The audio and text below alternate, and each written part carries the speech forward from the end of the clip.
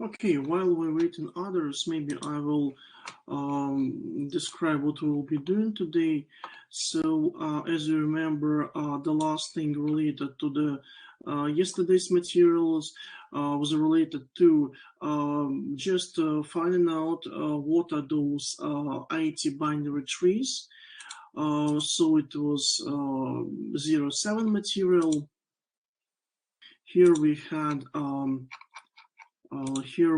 the array, and literally we tried to literally construct a tree, and there is the procedure for that.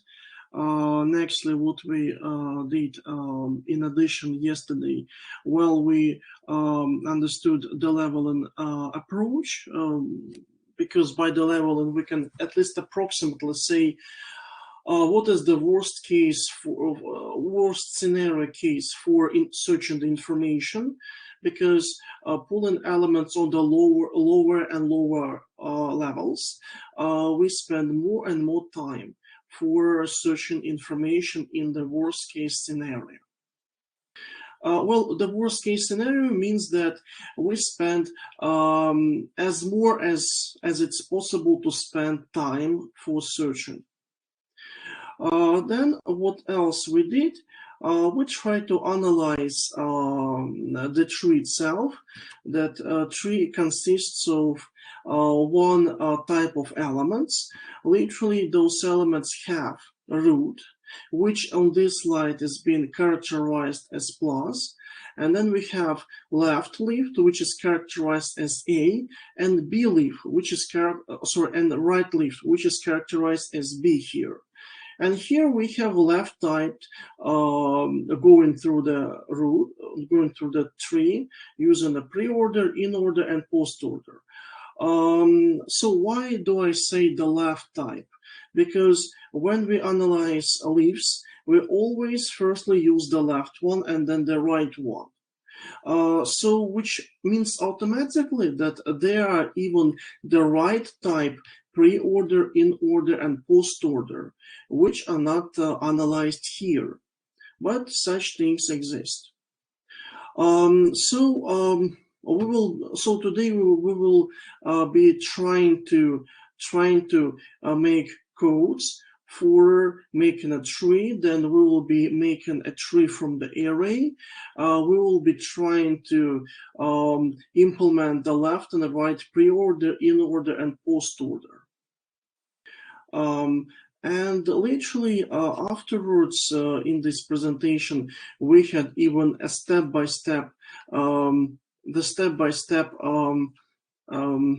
example of how we go through the tree using left type, pre-order, in-order, and post-order. So even this thing will be created today. So we will be writing codes for these things. And there could be the question, well, why do we need that? If we have a tree, maybe we can save it somehow in the file, and that would be great. Well, actually, it would be great, but it's always easier to save an array somewhere than the tree, because tree is kind of non-linear structure. So we can make a lot of mistakes implementing, saving, or let's call it storing of the tree somewhere. It could be the file, it could be some memory block, it could be a database, no big difference. But it's very easy to make mistakes. It's super easy. That's why storing the tree somewhere, we convert that to the array. And moreover, if we would like to show content of the tree, so again, it would be complicated to show it somehow in a tree, especially when we have the terminal form of execution of the app, which doesn't have any graphic opportunities. Okay, there is the graphic opportunity, but it will be a bit complicated. And well, so we are working in texts. Well, how can we draw the tree in text? It would be, well, maybe we could do something like the pseudographics, but that would be, really complicated.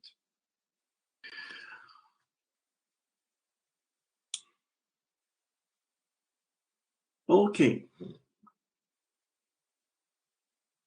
All right. So I see that a couple of other students connected. Hello, everyone.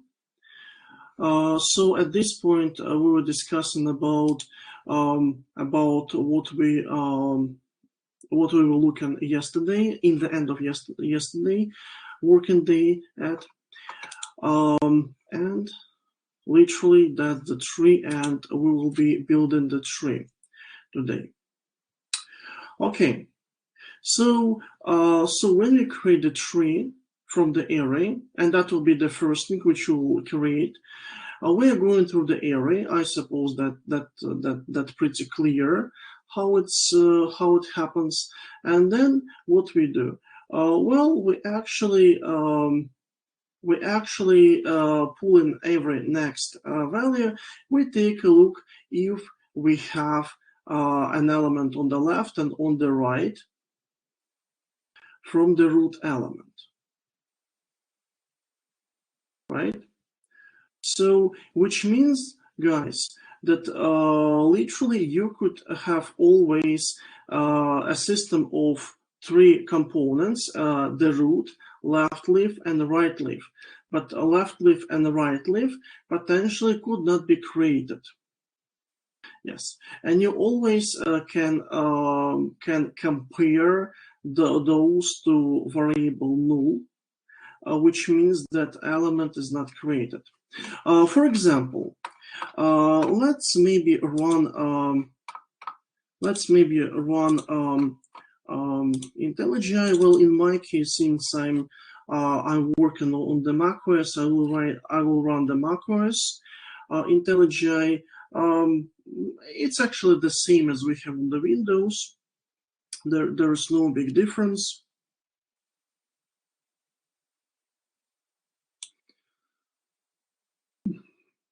I will run the sample application which I have here.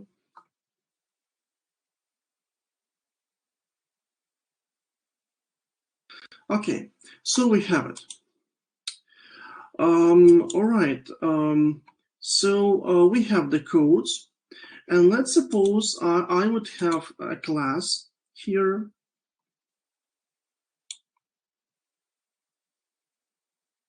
Oops, tip of the day. Okay, let's close that.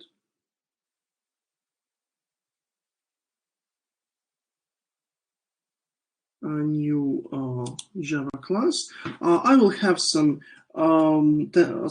class. Okay, let's say test class, because it doesn't really matter what will be the name of that.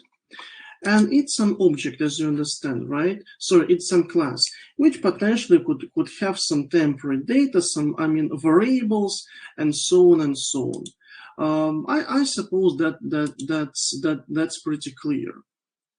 Then in the main code, for example, I would have a variable of such class. So I'm using a class itself. Then I have some variable, right? And what we do to create the variable? Well, we make an instance of the class. So we do such thing, and we can do that after defining the variable, or what we did previously. Previously, we did that in a such way on the line where we declared the variable, but it doesn't really matter when we do that. When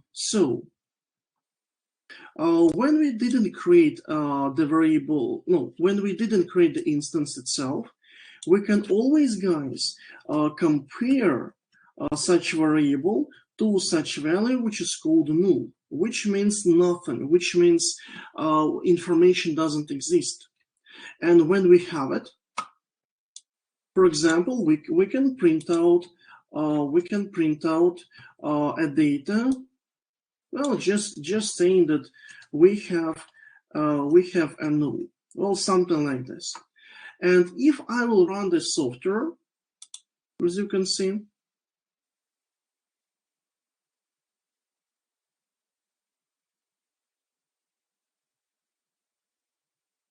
Okay, let's wait a bit.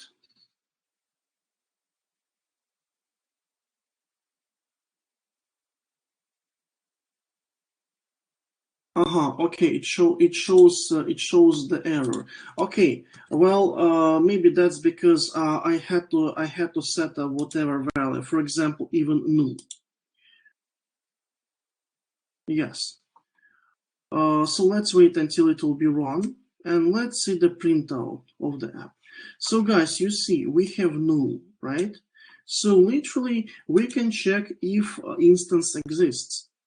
So what happens? What would happen, guys, if we would create the instance using a test class, for example? Will we have this variable? Will we have the printout of the null? No, it will not be there. Let's check it. Let's run the codes. Okay, Gradle always works, so it can be a bit time taken. And as you can see, application finished, and here we don't have the printout null. So that would be the way how you can check if instance is created. And if you would have, for example, okay, how would we make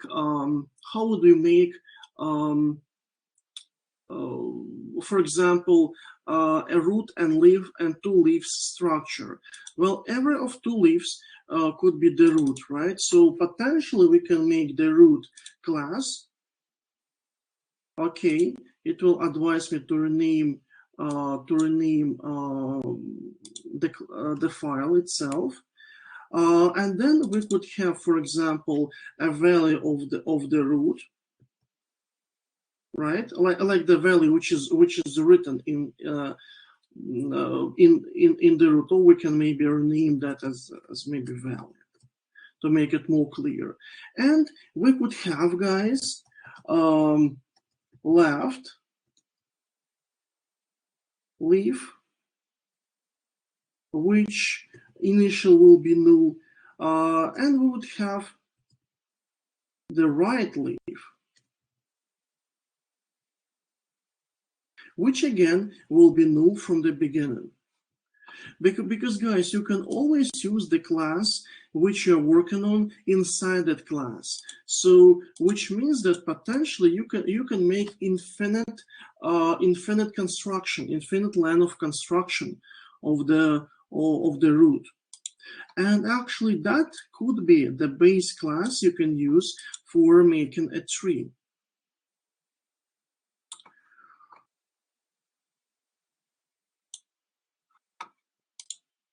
So guys, does it make a sense what you can start with building the tree?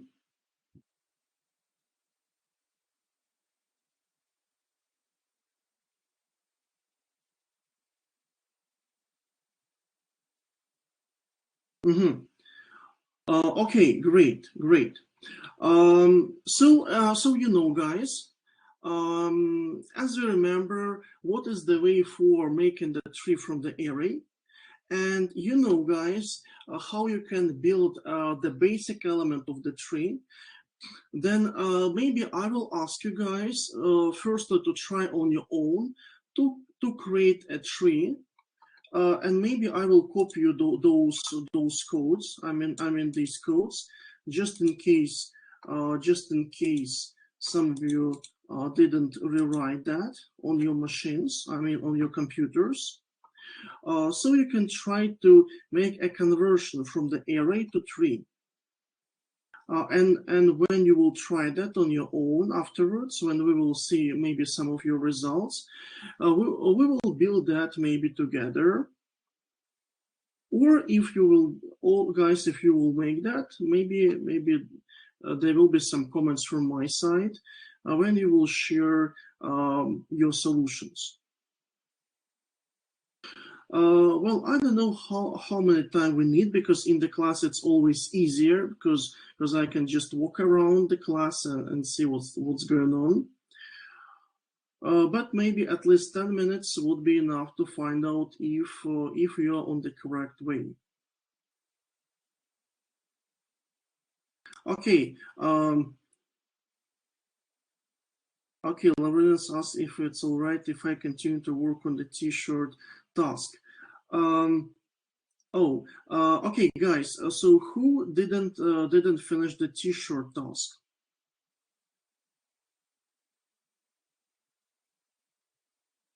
Is it only Laurinus?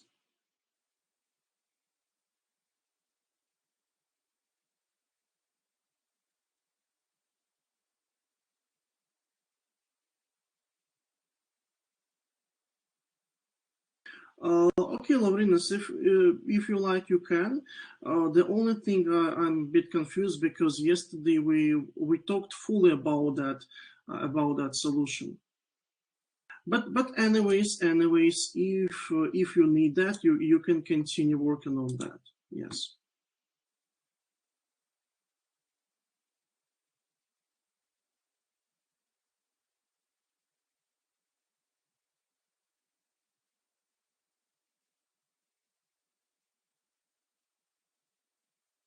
All right. So you have around 10 minutes to try maybe to find out a way, or maybe 10 will not be enough. Let's see. Anyways, after 10 minutes, I will ask you what is the progress, anyways. So please study working um, on the conversion from the array to the tree.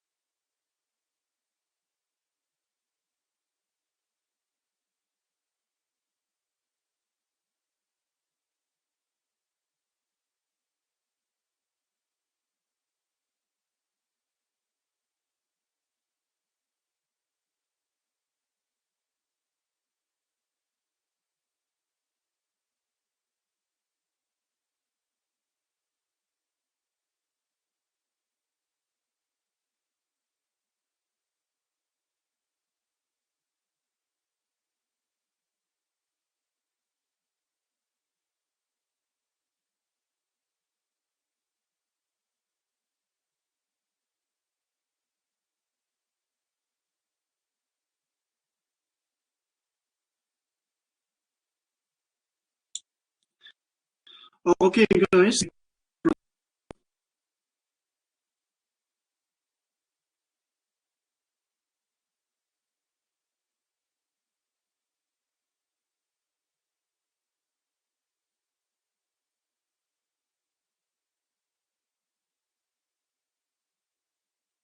I mean, the possibility to took us from the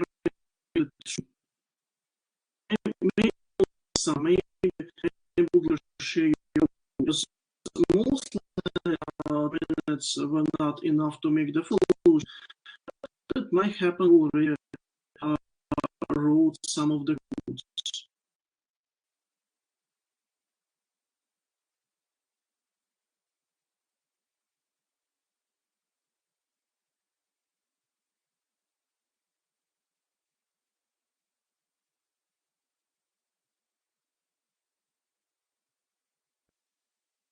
What type of issues we have? Okay, so not every view, so it means it's not my side.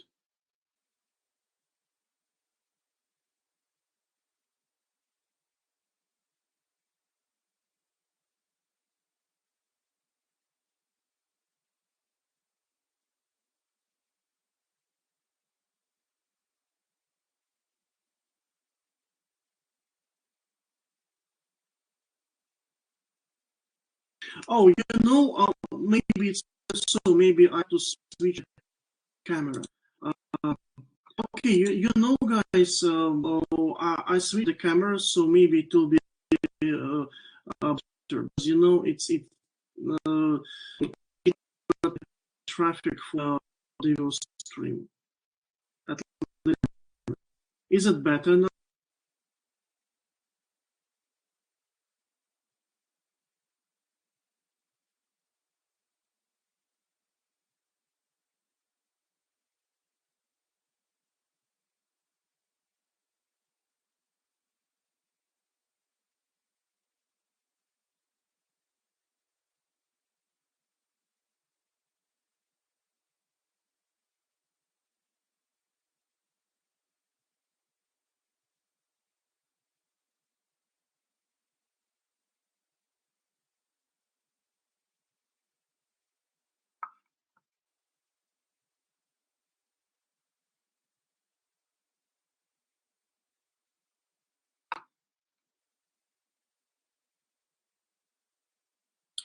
Well, I don't know. I have this green type of the icon now related to network, but it changes dynamically. So who knows what's going on there?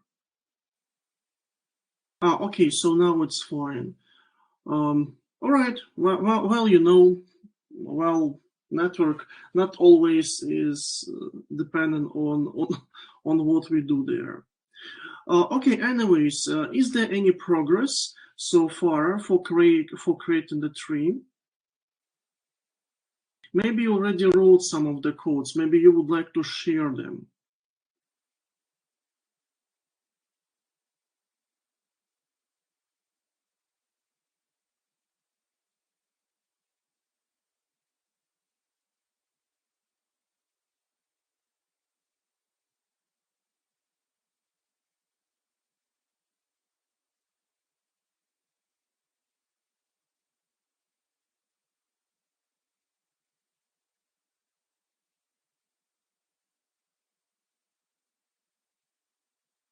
Okay, still working. Okay, do you need some more time, maybe?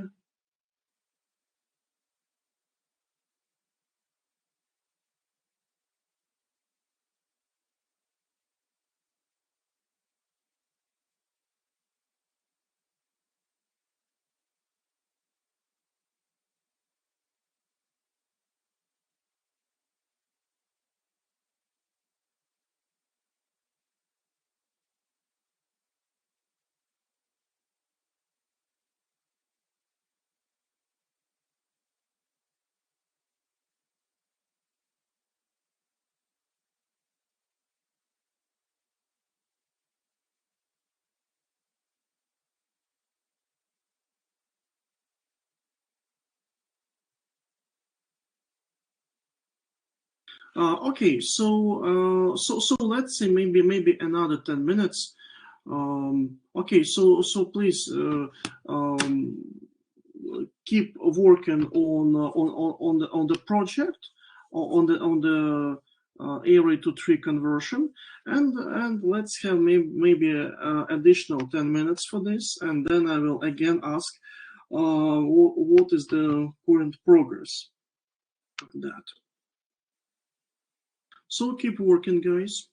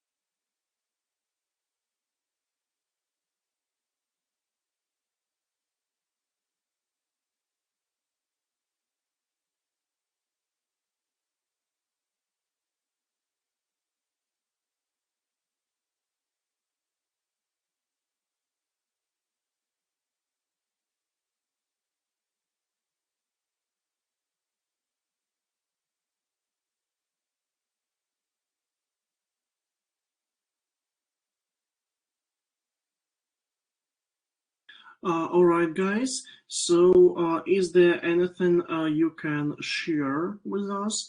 Like maybe you have already some codes written?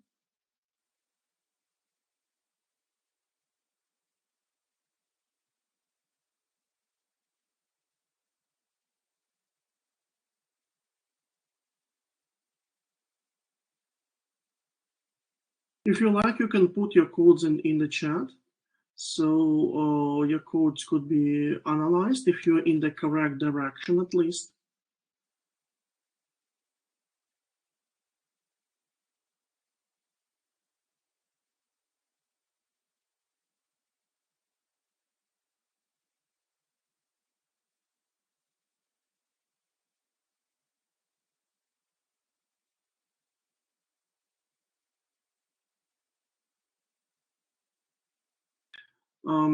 Okay, well, while some of you are copying the codes, is there anyone who has no idea how to start this solution?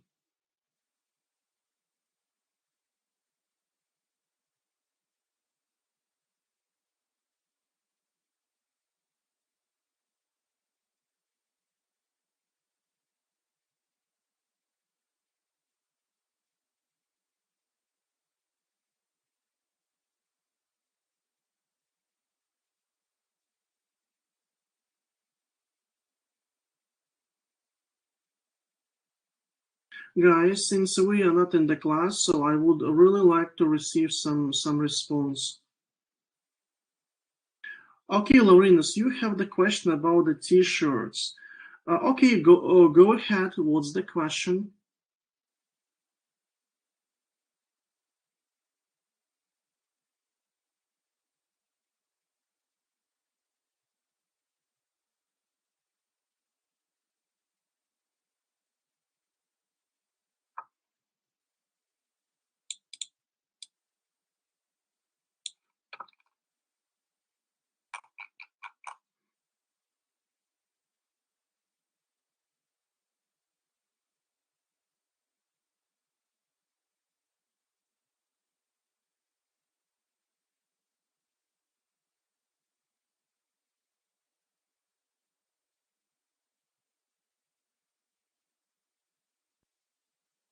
Well, why do you take out from the demand?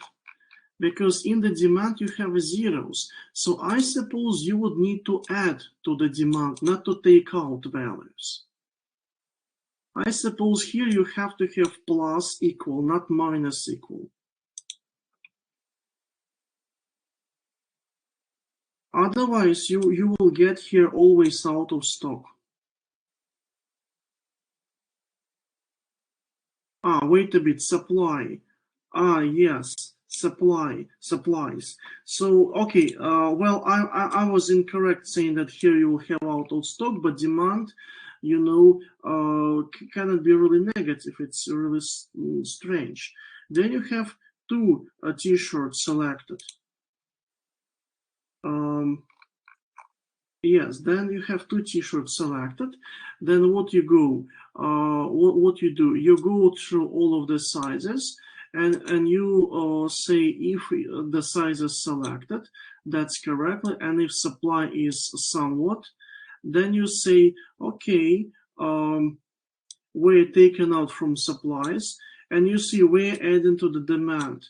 Previously you took out, right? And now you add. So it should be going only to the negatives or only to the positives. Okay, and then you have a supply. Okay, great.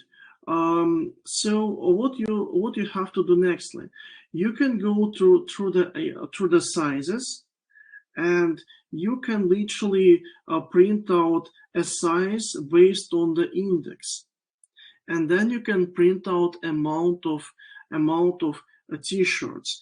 I will write approximate code here so you can see what you can do approximately. So you would have something like the following. You would have a 0, which will be the first index. The last will be the last will be 5, as we understand, And then here, based on the I value, you can print out a specific size.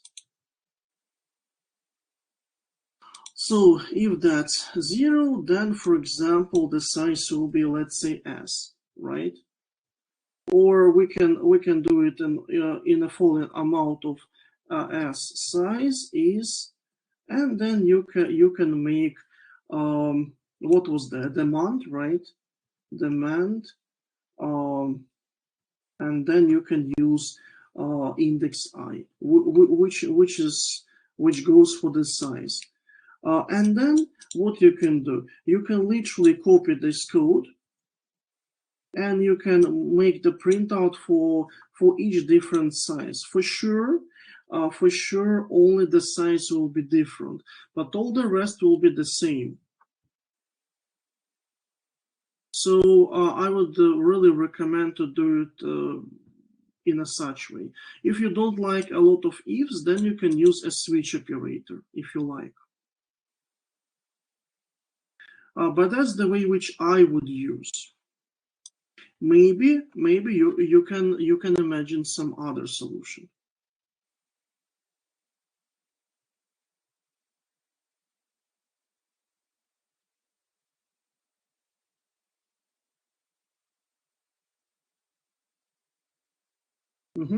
Okay. Anyways, that's good that you're asking questions. It's really nice. So I would like to repeat the question about the tree. Other students, what is your progress related to a tree creation? Or if you're stuck, you can always write that you were stuck at some moment. And if we're kind of stuck somewhere, we can try at least to start implementation of this together if you need that. But again, guys, I would really like to see that you are not shy to ask questions and communicate. Because again, we are not in the class and I don't really see what is happening on your computers. So that's why I'm asking.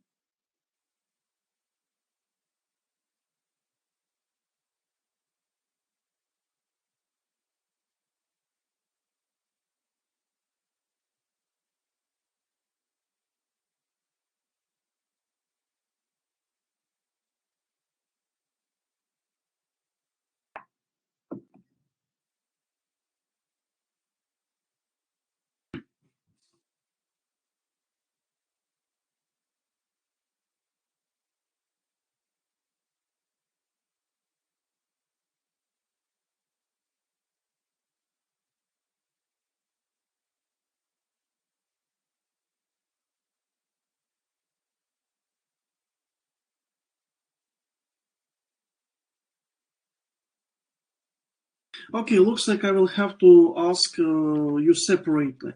Okay, Alona, what is your progress?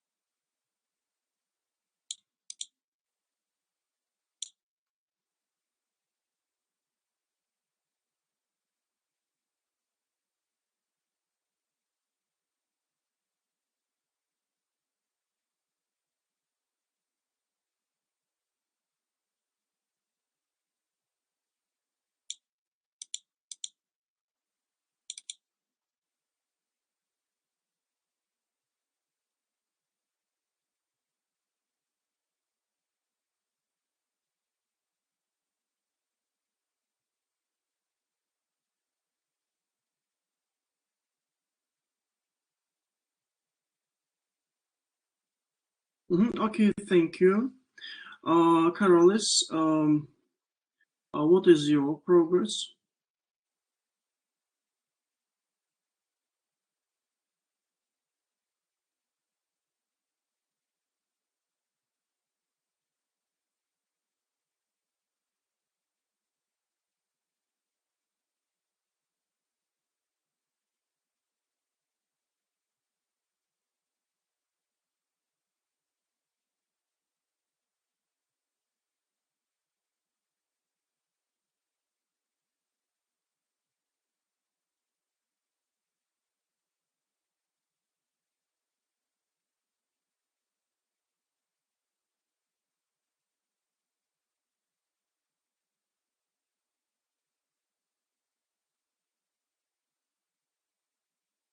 Oh, almost done. Okay, great.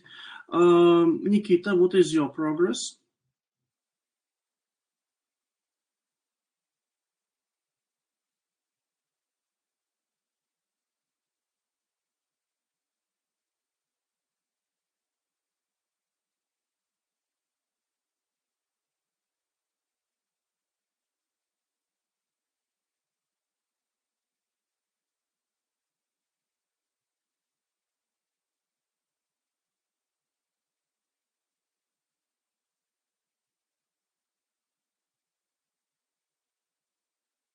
Mm-hmm.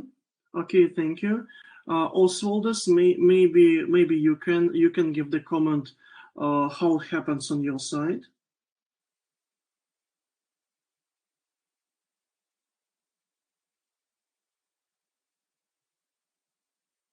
Oh, you're doing t-shirts. Okay, fine. Okay, then those who are working on t-shirt project, okay, you're still working on t-shirt projects. Okay, I understood about banners. Okay, it is what it is. Such problems could happen. Okay, things are clear.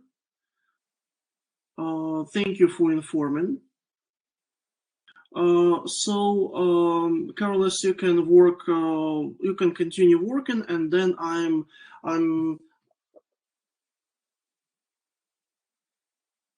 okay. Okay, Laurinus, I understood. Thank you for information. All right, so I will be maybe showing the beginning for those who have problems. Let's open. Okay, I had IntelliJ opened. Okay, so the first thing that we have the root class. So that will be the class which will be used for the tree. So it will be just used and that's it.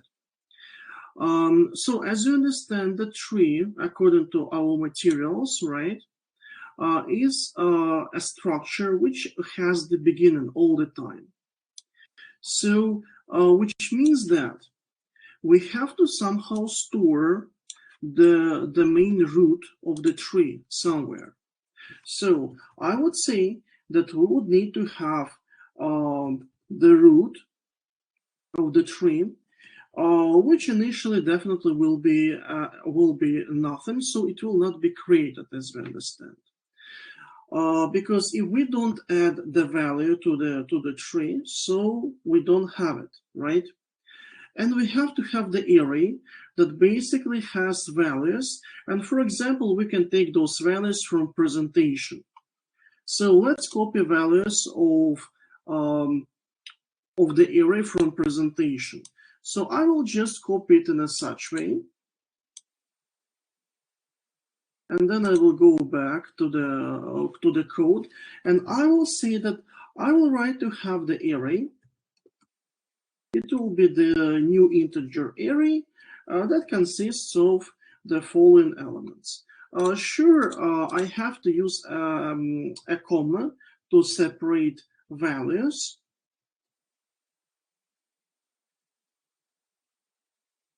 And then I have to create functionalities, functionality that basically adds each next element of the array to the tree. Okay, how to do that? Well, as we understand, we go through the array, it's 100% so. For that purpose, we can write some for loop construction.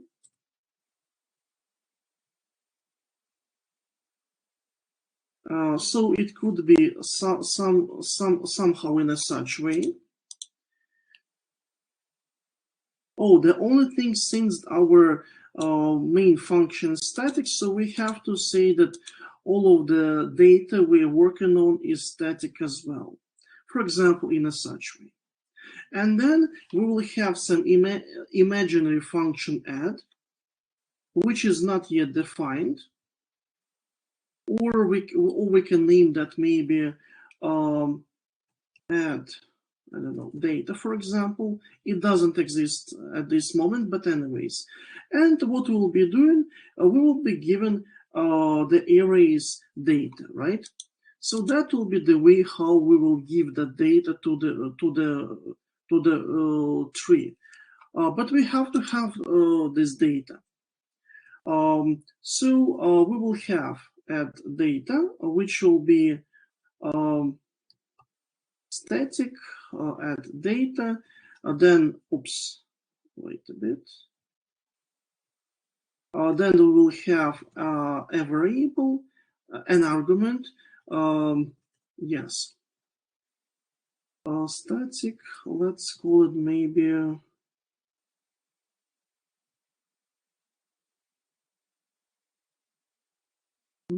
wait. Okay, so we will have it. The only thing, we have to write entire logic for this function to add the information. For example, we will be doing that in a way. Oh, guys, wait a bit, please, for a minute.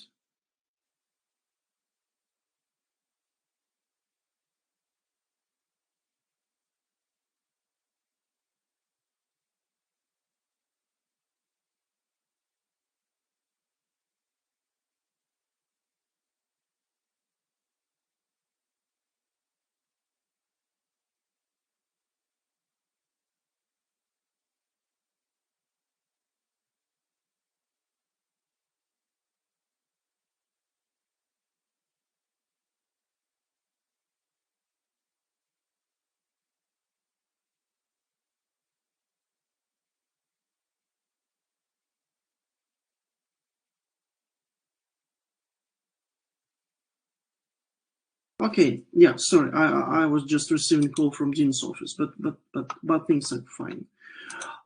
So we have to somehow implement the logic that basically will give will include the data into the tree. So literally, as you understand, we always can pull the data for the tree in a such way. First, we don't have elements, so we are creating that. But for doing that, we literally have to start with some of the let's call it root, right? And we have the root, which is the main one. So so theoretically, what we can do, we can say that we will be storing, let's say, well, I will do that in the following way. I would say that I will store into the root itself.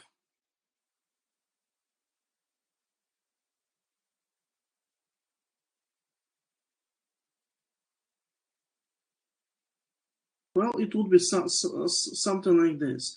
Because if I will not have the root, I will create that and I will assign that to the root. If I will have the root, then I will just assign it to the root, and that's it. Nothing will be changed. Okay, it might look a bit strange, but we have to guarantee that we will be able to go recursively to the leaves of the tree. So that's why we need to have some function that basically is allowed to be executed recursively. So let's create a definition of this function. So it will be again static. It will be given back the value of the root, the root instance. So that's why return value will be root. Data return values data type will be root, and I will be having add data, and then we have the root variable plus a data which we're about to save into, right? So what will be what we will be having here? So the first of all is that we will have to be returning the root instance itself. If it doesn't exist, we will make one. If it will exist, then we will just return itself. So that's why we have it. And then we can do the following. So if root is equal to the null, which means that root doesn't exist, then what we'll be doing? We'll be creating the root.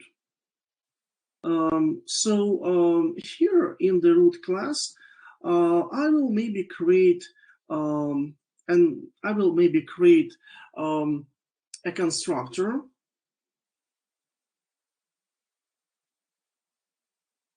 that receives the value and which saves that value into a global variable called value, like this one. So we'll create root and assign value just in a one shot. So, which means that here,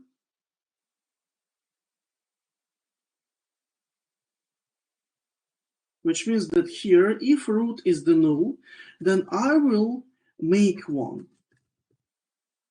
Root, and then I'm giving like this one. Okay, so good so far. So when I will do that, so right, I will be having the root, right? So if I will just run this function, only the value of 38 will be saved into the game. We can check that very easily. After going through the array, we can print out the roots information. How? Well, with the root print value, right? In a such way. Let's save it and let's run this. And we have the value 38 printed on the screen. You see 38. So it works well.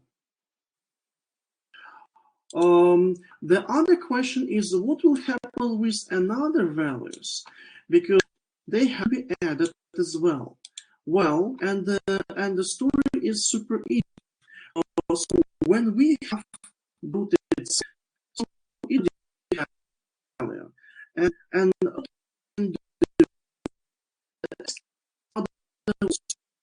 we have root, and we can compare the value of the root. So if value of the root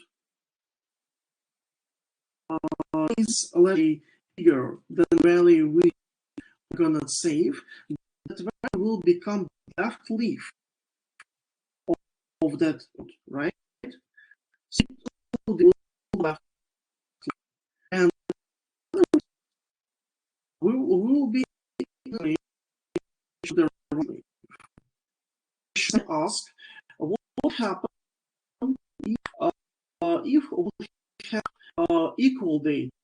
Well, we're doing that at this moment, but some people say that if we have the same data we have in the root, then we are not saving that. Some people say in a such way, but in this case, we were such assumption. So when data is not, well, if data is equal to root information or is bigger, then we will put that on the right side. So how to do that? It might happen to us. The story will be easy. So we have left leaf of the root, right? And we will assign that. So definitely we might do new leaf or let's put new root with the value, or we could potentially run the same function and data that will try to data to the left leaf. And if left leaf doesn't exist, then it will create that and will assign it here. Or when it will exist, then it will go a deeper in the hierarchy. So let's do that. And then we will have the left leaf itself. And we will be given a data which we are going to save in a such way. Okay. And as you understand, for the right if case, we just copy this, pull in this here, and we're changing the left to the right. Here, and for the argument.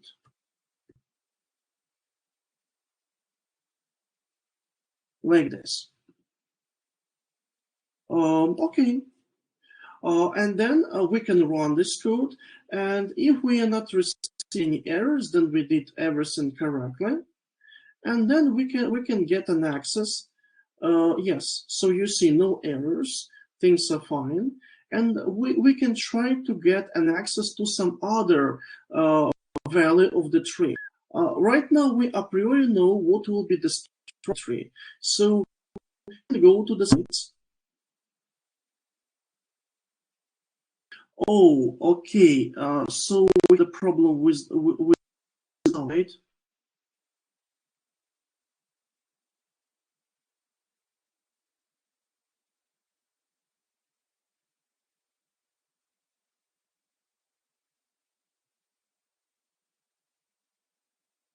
Okay, lagging a lot, but I see that the internet is kind of good. That's strange.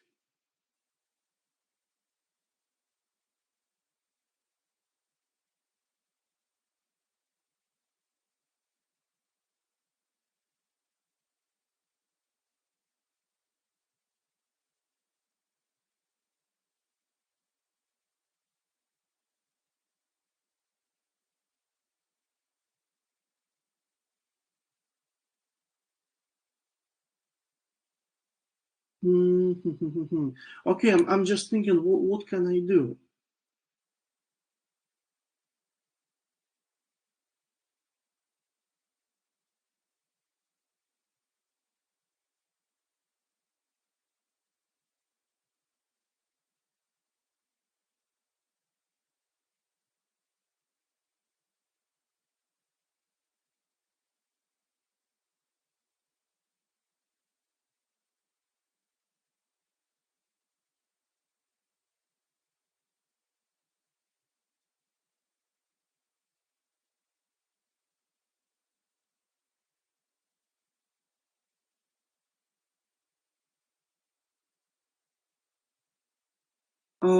Guys, but what's about the screen sharing?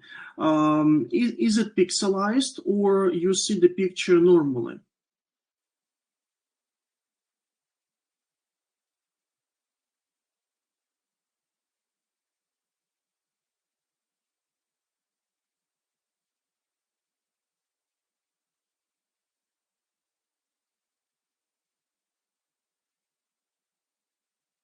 Okay, not the best quality.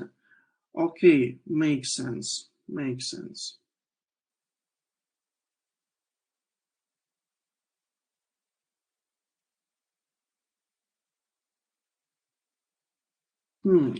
Okay, I will just check if there are any options for the screen share. Maybe there is some switcher for the quality. I don't know. I will check. I will try to reshare the screen. Okay, if I'm pressing share the screen, then I have entire screen window, or I have the Chrome tab.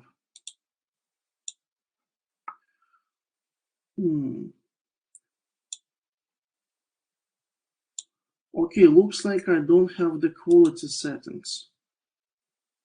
Yes, looks like there are no quality settings.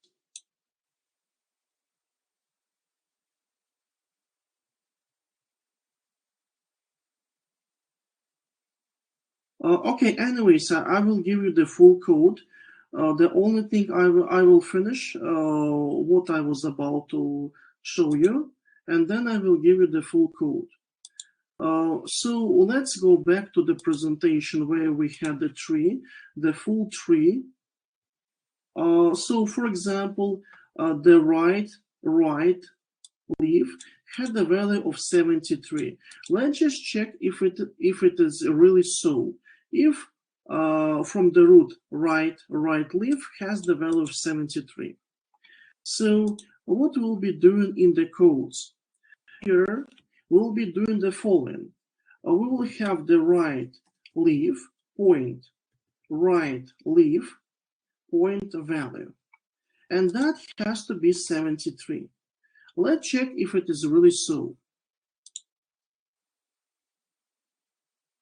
Yes, so you see that's 73. So we have correct result, right?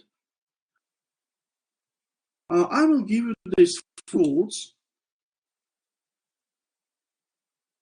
So no worries, guys. You can always use this code. Yes, here you have it. And I will have the task for you guys. So please implement a going through the array. Sorry, not the array, but the tree, using one of the approaches which we had discussions about. So they were the following: pre-order, in-order, and post-order. So please, guys, implement at least one method of these three methods to go through the array. Sorry, not the array, but the tree. So for example, if you're using the pre-order, then you have the following data: root, left, right. And the pre-order result, converting the tree to the array for the pre-order case, will be the following. So please try to make such solution first, maybe on your own, and then if it will not happen, or if it even will happen, I will show you how you can do that. For example, if you like, you can make not exactly the array, but at least you can print out information in the order of the printed in the terminal, for example.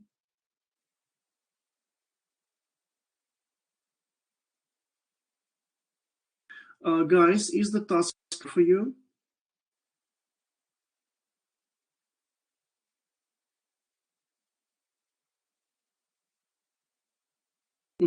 Okay, so please guys, try to do that.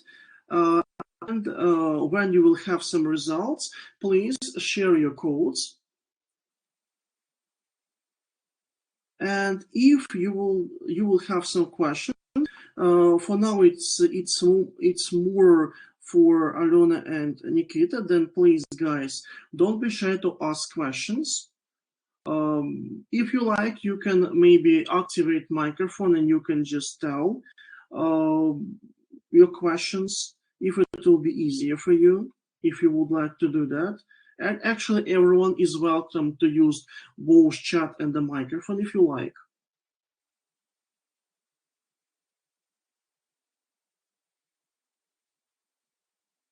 Okay, so maybe I'm giving you some 10 minutes for this, and let's see what you will have in 10 minutes.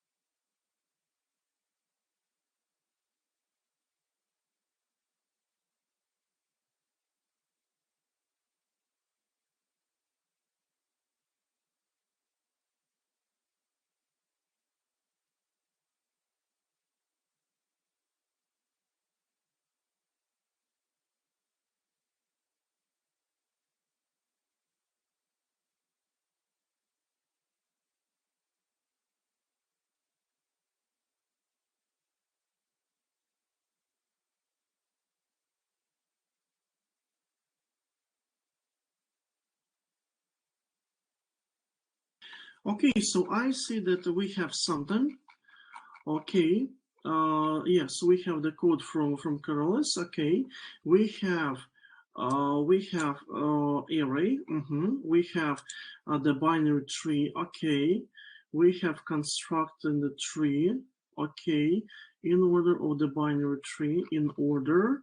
Then we have the node. Okay, looks great. Then we have the class binary tree in which we have functions. Okay, that looks great. That looks really, really great. And you give the whole array. Okay. So what we get? Okay, construction is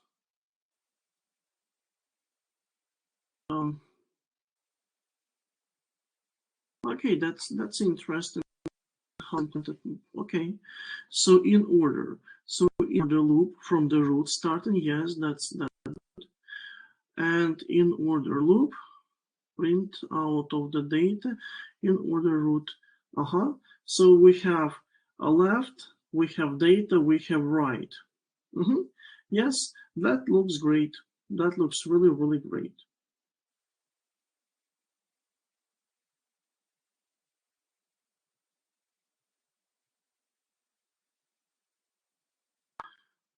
Maybe levels. Well, maybe levels can be used. I can tell that I never use the levels for constructions. I use mostly references, and references is kind of easy way. And I share the code so you can take a look there on the constructing that tree using not the levels but references for the left leaf and the right leaf.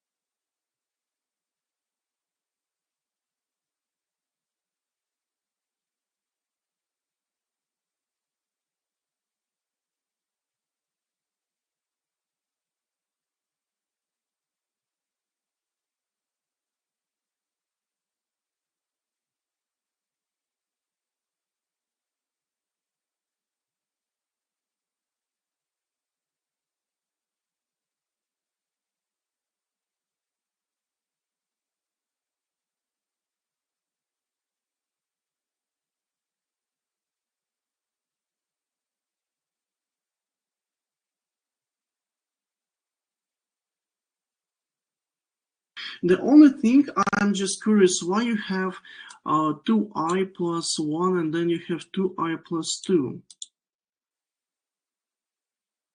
Because it might happen that you don't need to have both of the leaves together. So why to run some additional coding? Maybe you can just describe me the idea behind that.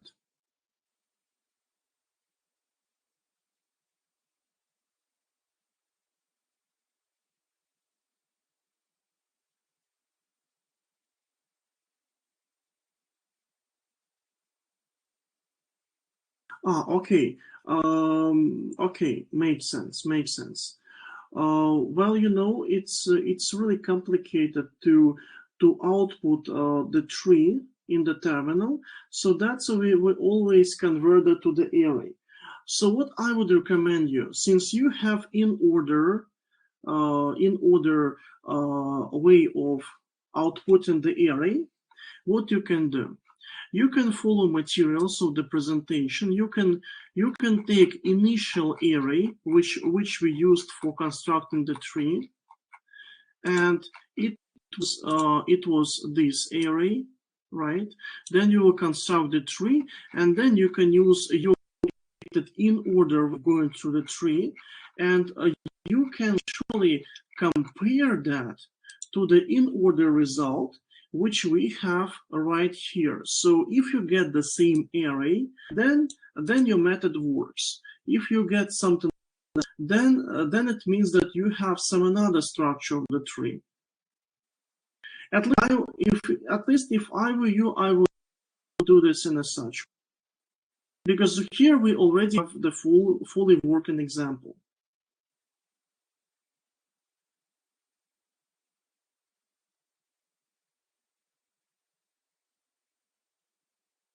Does it make sense?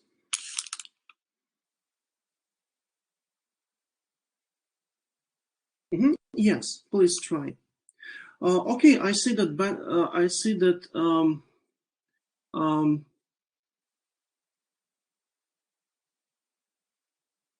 Okay, who was the electricity previously? Let me check. Bennis. Okay, okay. So yeah, so I see that Bennis is cut. Okay, so Bennis electricity back, right?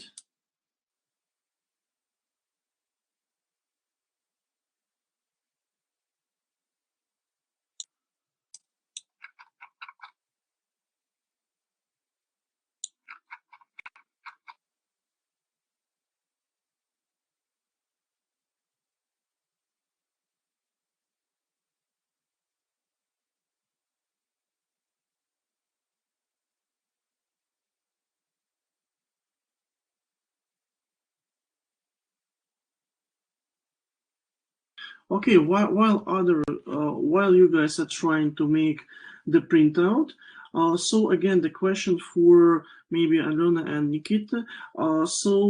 Is it clear how we're constructing the tree? Are those codes which I shared with you understandable for you guys?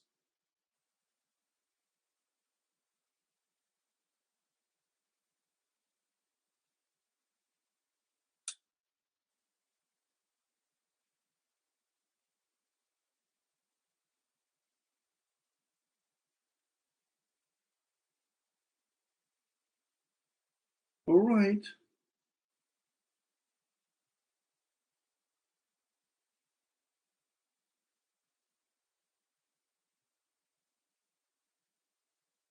Okay, and what's about Nikita?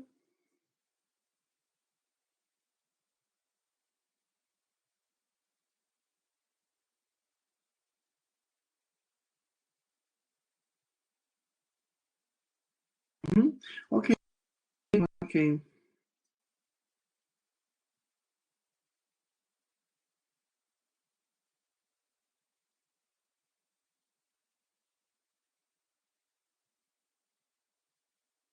So as I asked, you will need to make one of printouts of those methods which we have in the presentation. Yes. By the time I see that, look, we have to take the break. So let's take the 10-minute break and let's continue after 10 minutes.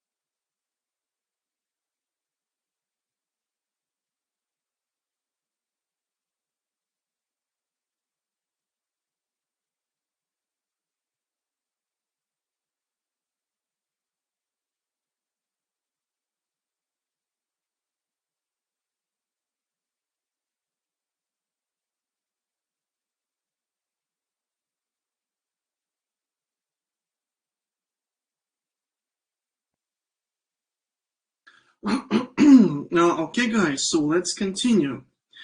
All right, so we have a question from Laurinas. Okay, yeah, how Faustinus, it's good that you are connected. Okay, so the question from Laurinas was, according to the task, I have to ask how many participants there are and what size t-shirts they want. Correct. Correct. Well, amount of participants doesn't matter because your algorithm should be working for whatever amount of participants. But again, by the task definition, each participant can choose only one t-shirt size or one of two neighbors' t-shirt sizes. And t-shirt sizes were the following. I will write it in the chat: L, M, S, XL, XXL, and triple XL. So those were those sizes mentioned in the task. Sorry, first is S, then M, then L, and then XLs. Okay, let me write that from the beginning.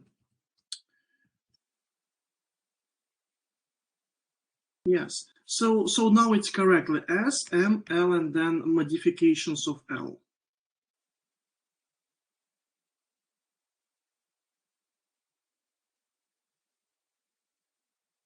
Okay, Lauren, you have the problem. So what exactly is the problem?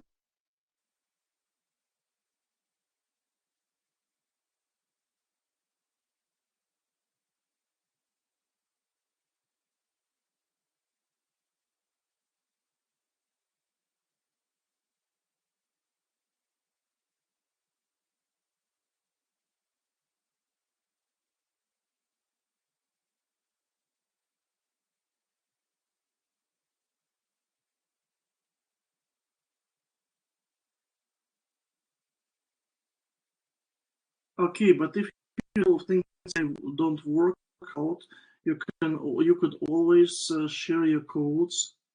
You could always ask.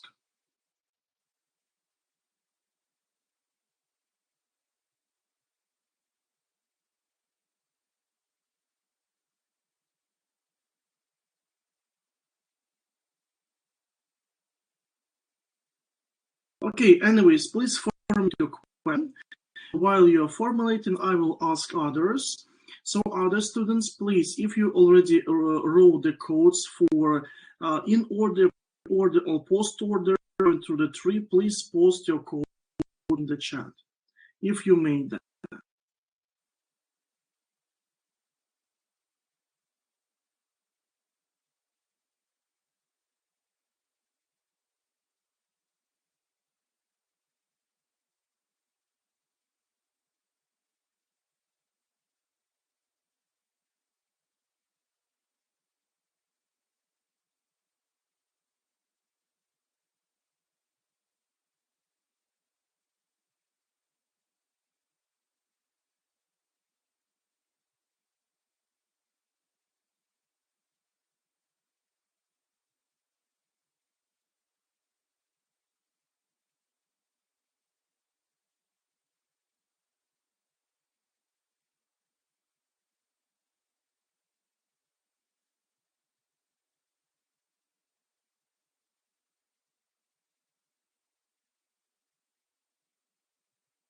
Okay, so what is not working exactly?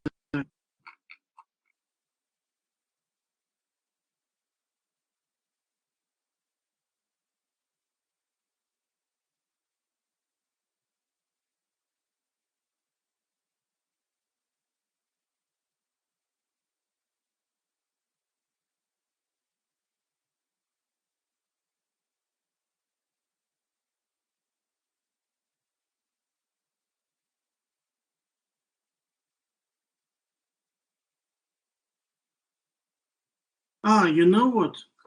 Please take a look here. So in the back direction from the largest size to the smallest one. But what is with the smallest? You're not reaching the zero. Why? Here you have to have greater or equal to a zero. So you would reach the lowest or the smallest size as well. So here you have a problem.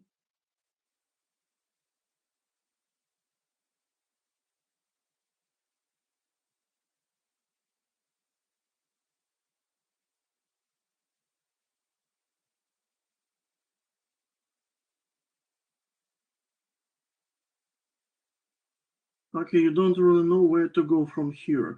Well, actually, please correct the that comparison, and everything will be fine. So if you have enough of those T-shirts, you will have this printout for every size. So literally, that will be the result.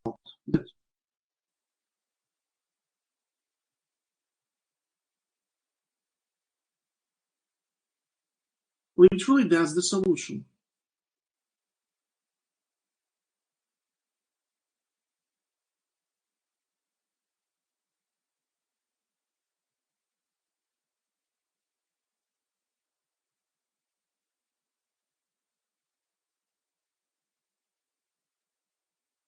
Yes, exactly. You just correct that. Maybe you can check that if numbers are correct, and then that's it. That's the result.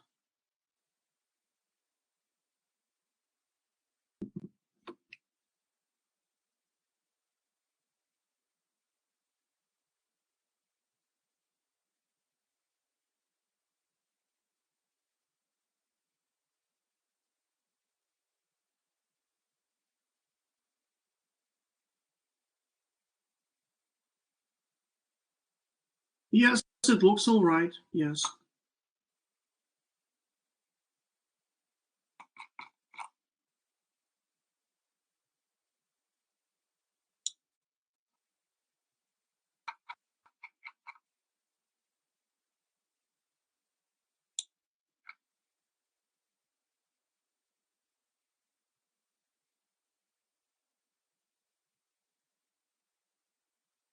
Yes, exactly. So you will have to submit the solution. Yes, exactly.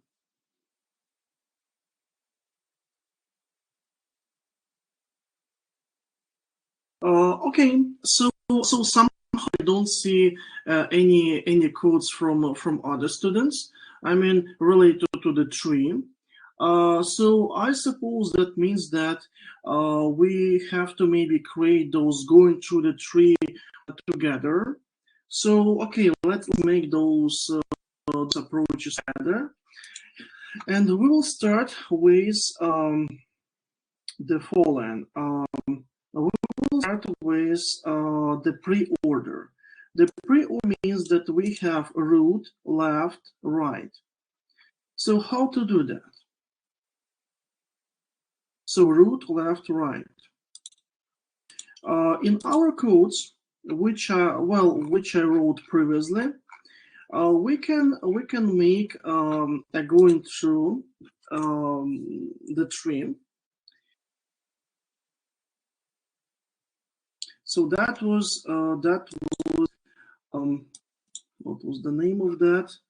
Um,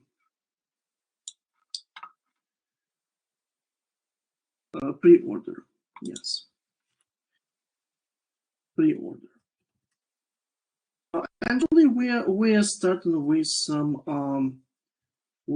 element static wait. Then we are trying to make the pre-order from the root. Okay, so we'll make the function.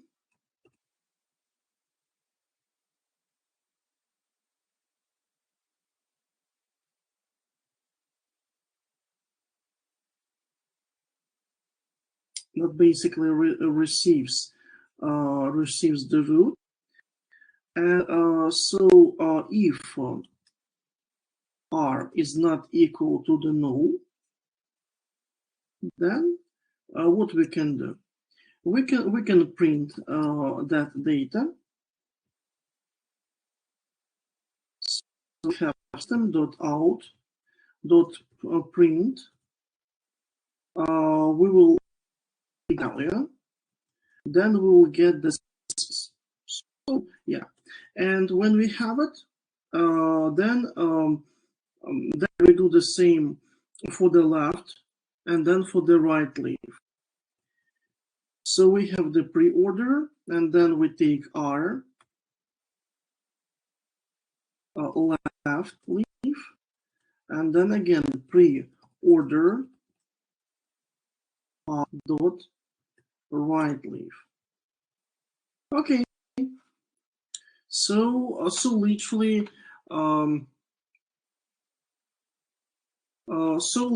we will be having it. And let's even, guys, try to print that exactly in that way. So let's use the pre-order, and if we did everything correctly, then we have the same results as we have in slides. Well, guys, let's compare. Let's just compare. So we have these ones.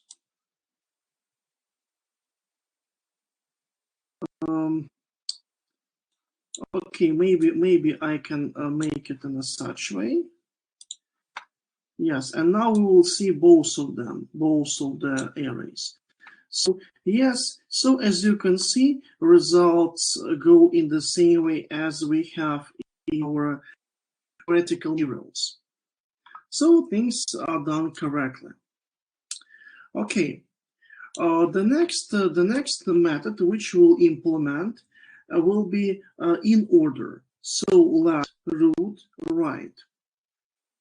So in the aspect of the course, how the in order will be created, we can copy the pre-order we have, and we will be changing names of the functions. So pre-order goal is being renamed in order, and the order of given an information will be changed.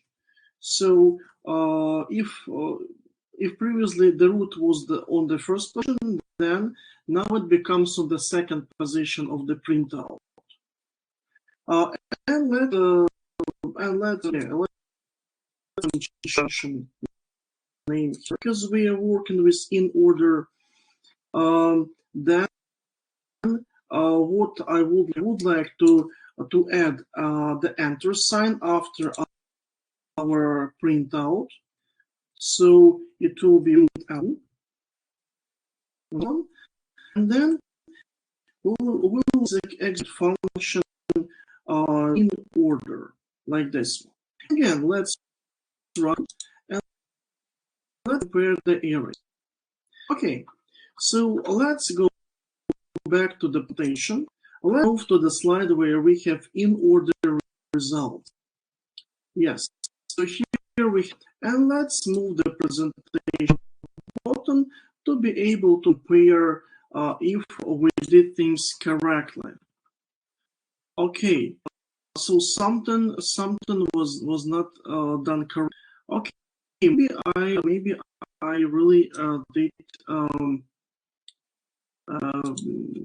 mathematical thing.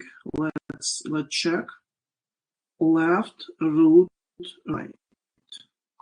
Okay. You know, guys, what I did, I changed all of those function names.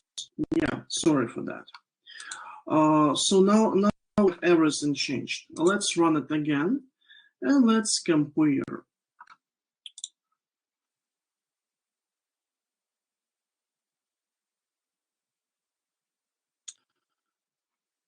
Okay. So now everything is great, and we have structured the array from the exactly in the way of the in order. So I suppose you can see that. And let's do the same for the post order.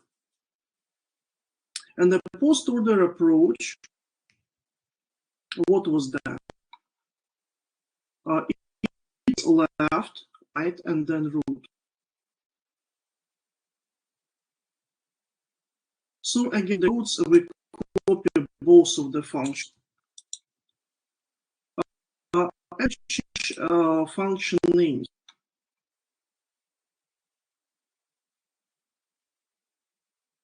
So the post order, here we'll have the post order as well. And here it will be the post order. Here it will be the post order. Here it will be the post order. And since the order of execution was left right,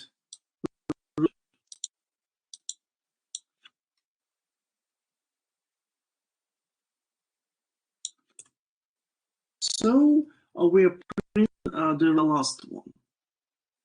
Okay, so the next thing that again to have the MI afterwards, the signing words, and then we will be using post order like this.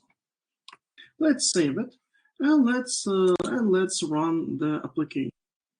Okay, so we need to check. We need to compare the result of calculated allocation with the result of theoretical materials. Okay, so let's compare them. Well, as you can see, guys, allocation works in the way as it predicted. So we just created this whole way of going through the tree. So literally that works. You know, guys, I will give you this code just in case maybe you will. So I will copy it. I will put that in that.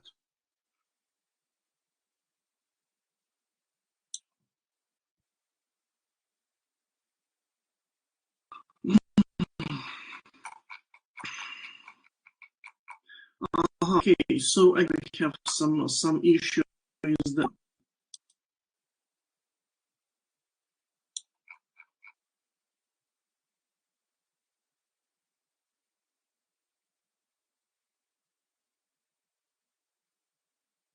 Okay, so guys, is it clear about these three methods and three method implementation, about how we go through the tree?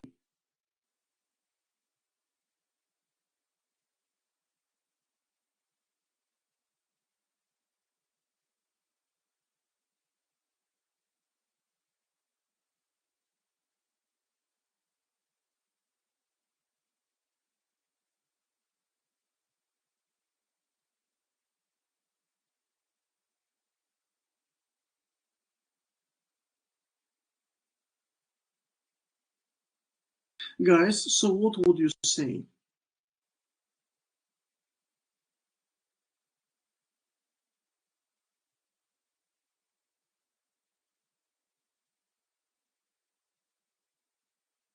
Okay, great.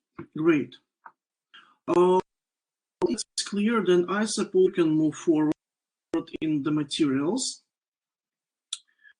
And literally about materials, really we work even on the S, but this will be a bit confusing solution. So maybe it's not really needed to go through, I suppose. Okay, so we move into the next material. Oh, and the roads we'll be talking about English, but let's move this material. Let's leave this material on some next steps. So so let's open the next file. And here, well, frankly saying, here we have some ideas of implementation, of making some variations of the coding. But I think we wouldn't need the most of these ideas here. But you have to know, guys, that we always have to be able to even erase some nodes, and erasing can happen in a way that we all of the leaves of the root which is just been cut from the tree. That would be one ways how we could do that. Or sometimes what we do, we can even say that would be able to cut, for example, only those roots which have no leaves.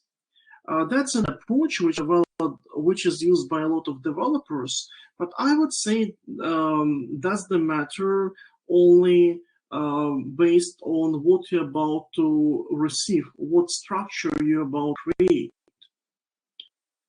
So those are all kind of variations. In a similar way, we can find out some specific elements, or let's call them specific by definition in the tree. For example, looking for smallest element, or maybe looking for the biggest element in the tree. So such a method can be used as well and can be created as well.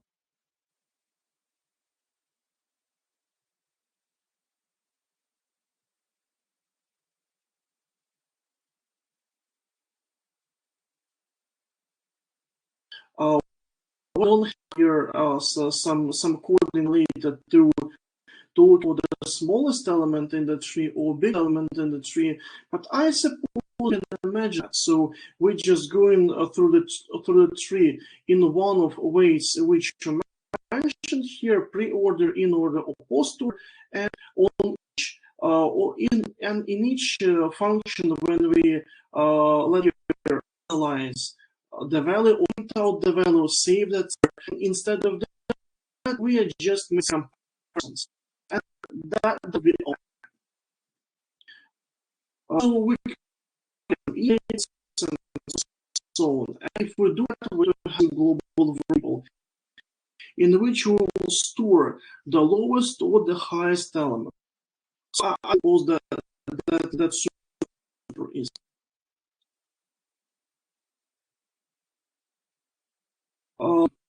Okay.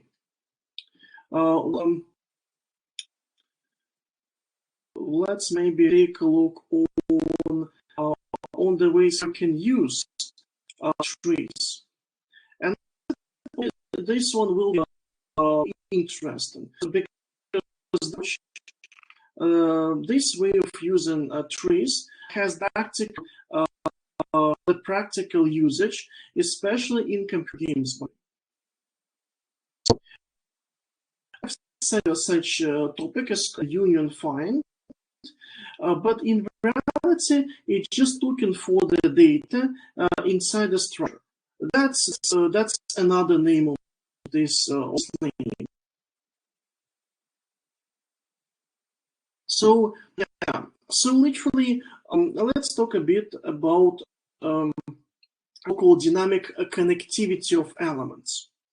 So previously we were talking about data as data which can be classified as smaller data or bigger data, and then we choose a leaf where to store information. It's good, but sometimes we can imagine those roots of the trees not as the value, but as some totally separate elements. Or, for example, let's call them as locations. Let's look on this image. Here we have a lot of examples, by the way, in this presentation. So, literally, we can imagine each of these elements here as just locations.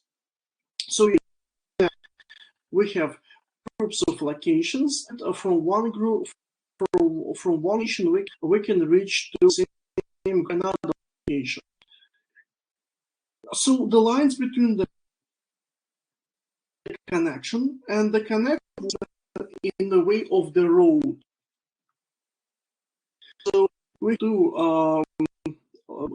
have two areas, and from one area we cannot go to the area.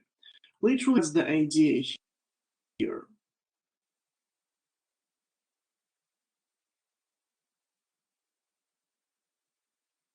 So in other words, you can imagine this as kind of the map. Like like a Google Maps, when you have some locations and you can build the road from one location to another location. So one of particular examples of such methods, of such thing, is this method. Well, what is the maze? Maze method allows us to find the path, the short path from to another point. For example, where is it used? Again, it could be at least in the game engine. For example,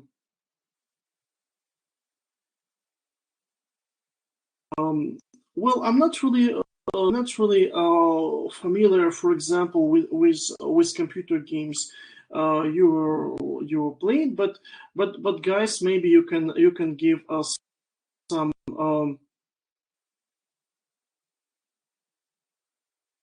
okay, again we have some connection problems. Yeah. But maybe you can some of, for example, maze systems where, for example, the find an algorithm looks for the path to go from one point to another point in maze. I suppose there are a lot of examples for that. And even a lot of game engines, they work with some so-called navigation mechanisms. So I would say something pretty similar to that.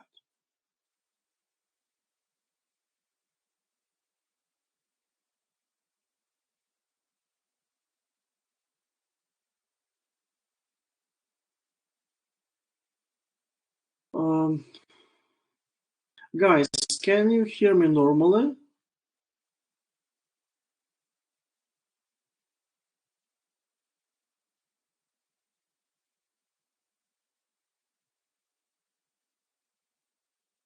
Okay, so as I said previously, the problematic is that I have no idea what's going with the network. So on my side, I'm the only one who is using the network application. But again, maybe it's not really like maybe the problems are not really related to my endpoint, but related somewhere in between. Because we have between countries connections. So yeah, it is what it is. So let's maybe continue looking on materials.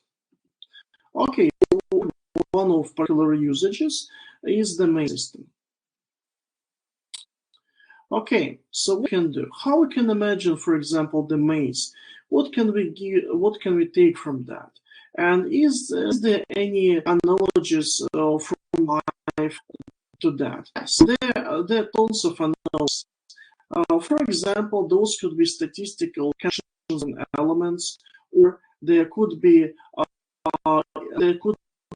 connections of interests between people, which is good stuff, and we used well in contextual ads.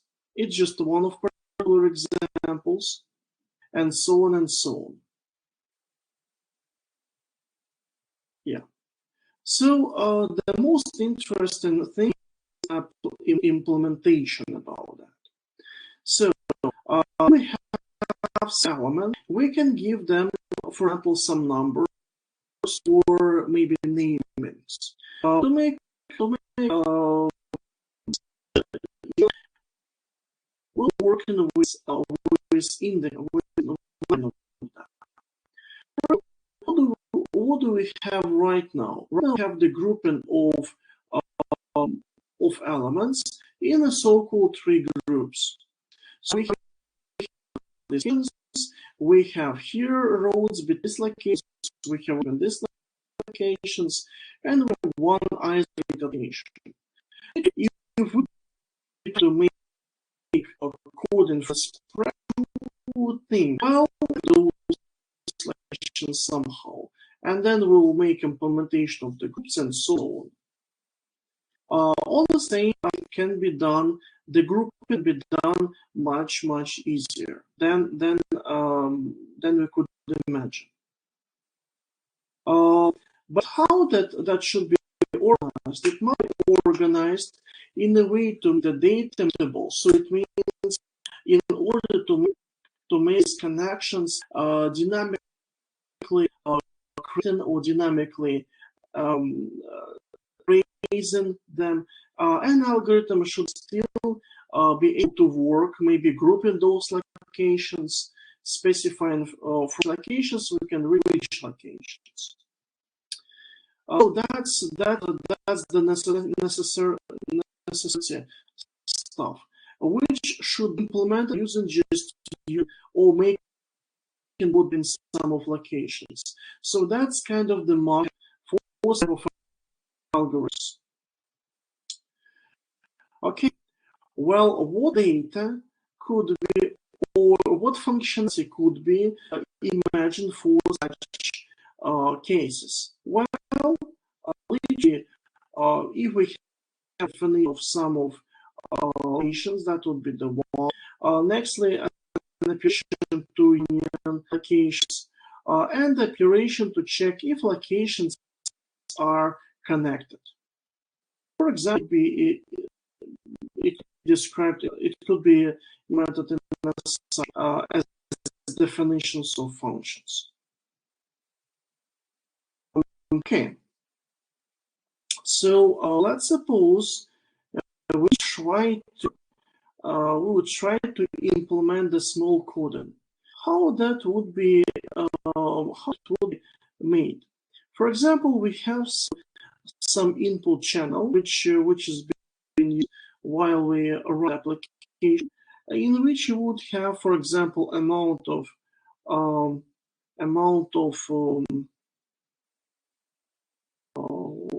connections, and then we would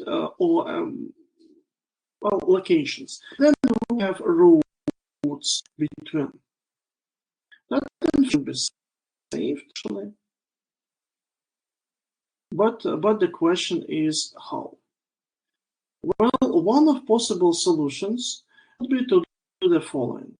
So again, we're using indexes, like we used indexes for the task with sizes. So what we get? So let's suppose we have applications, and we're about to group as it's shown on the screen. So we have 3 groups of them. How could we do that? Well, for each group of the locations, we would need to specify, for example, the capital location. If that's the country with cities, then we would, for example, say, well, we have the capital city, and that index will be used afterwards. So for locations 0, 5, and 6, we choose location 0 as the capital location, and literally we use that index value for saying that particular capital location we can reach from location 0, which is itself. Next, for location 5 and location 6. Literally, we just saving these zeros in a way. Okay, for the second group of locations, we have location 1, 2, and 7. Location 1 is assumed as the capital location, so that index is being used as value. So from location 1 we can reach to that location, from location 2 we can reach there, and from location 7. We can see those which we write in the array. They are storing the group of location capitalization. So you can imagine that in a such way. So then we have the third group where we have the capitalization as a So for location 3 or 8 and 9, from then it's possible to reach the location 8. Literally, that's the way how you can store that information. And that would be the group in itself. Are we good so far? Is it clear for us?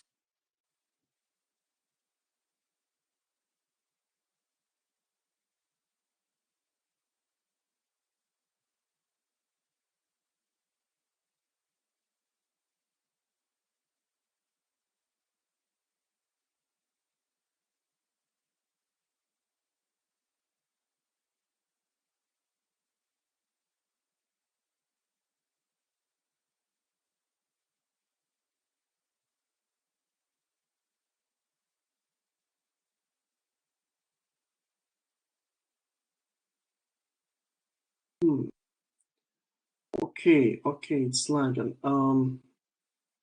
That's kind of range.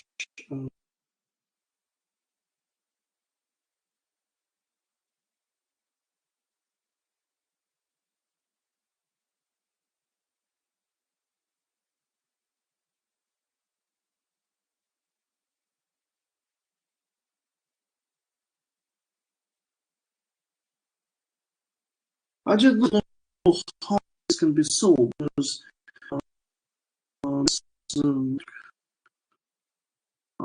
has the issues.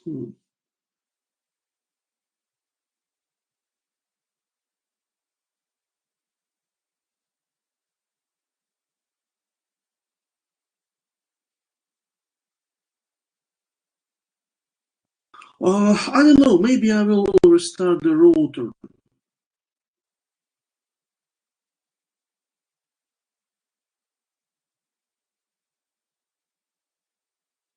So wait a bit, please, guys. I will restart the router.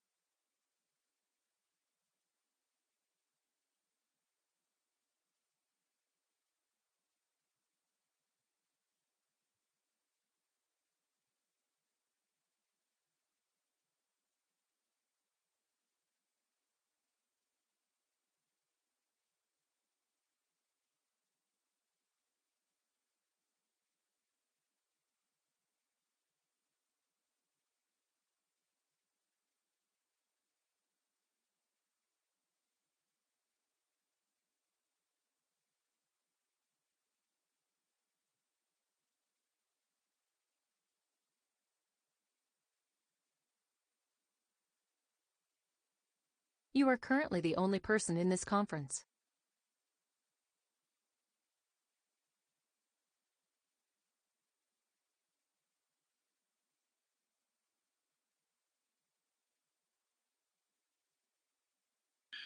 All right, so I restarted the router. Well, I hope that it works normally now.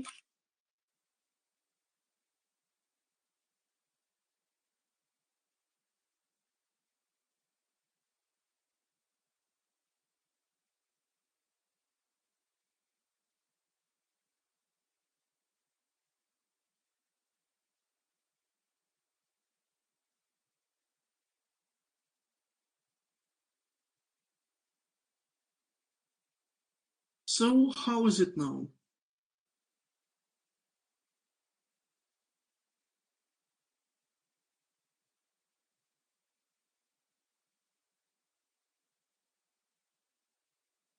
Okay.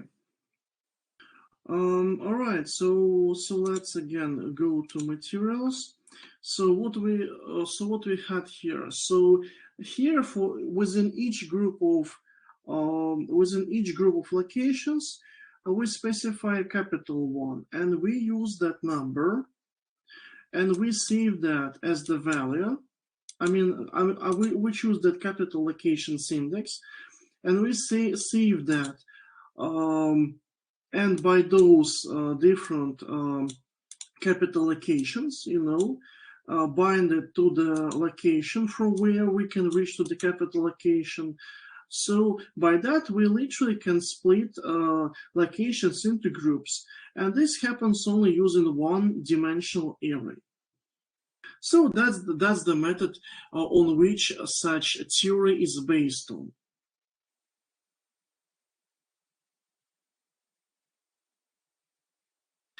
Does it make sense?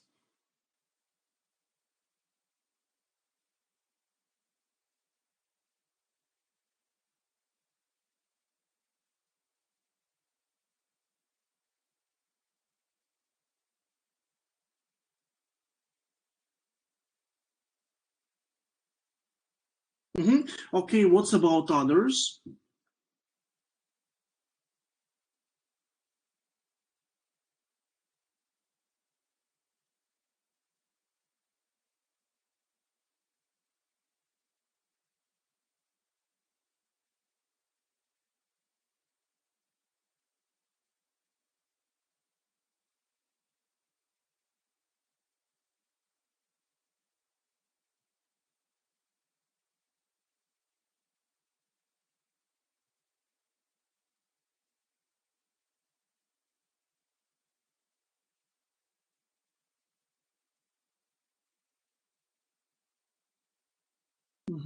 Okay, but somehow I receive answers only from Carlos and Lovrinus. What's about others?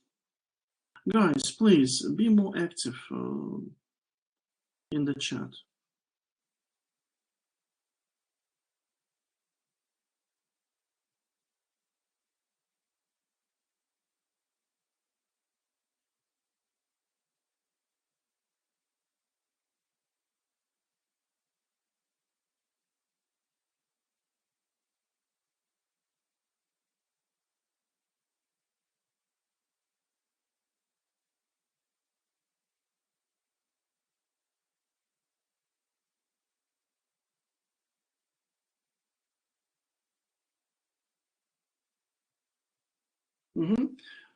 Okay.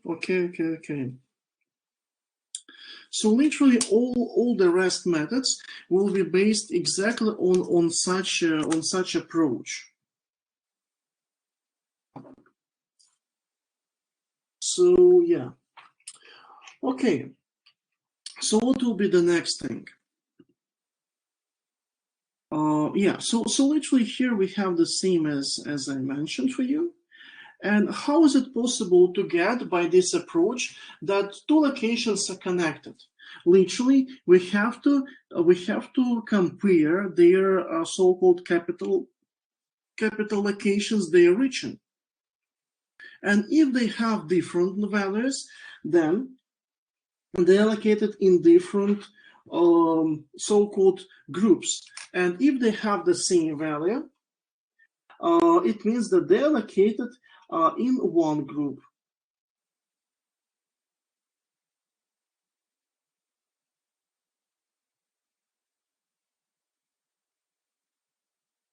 That's the overall idea. Yeah.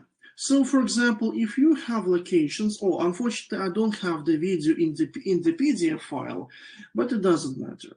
So, if you need to group them, what you do, you say which will be the capital location, and then you just put for every location the index of the capital location in the group the location is. And that's it. And you just formed the array which is corresponded to such picture. That's it. Okay, what could be the functionality in the aspect of the Java? So how could we do that? How could we union locations, and how could we find out if they are connected?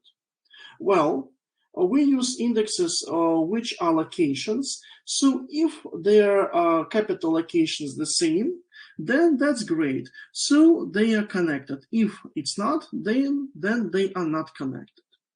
How the union is happening? Well, we always think of that we add a location to some group of locations.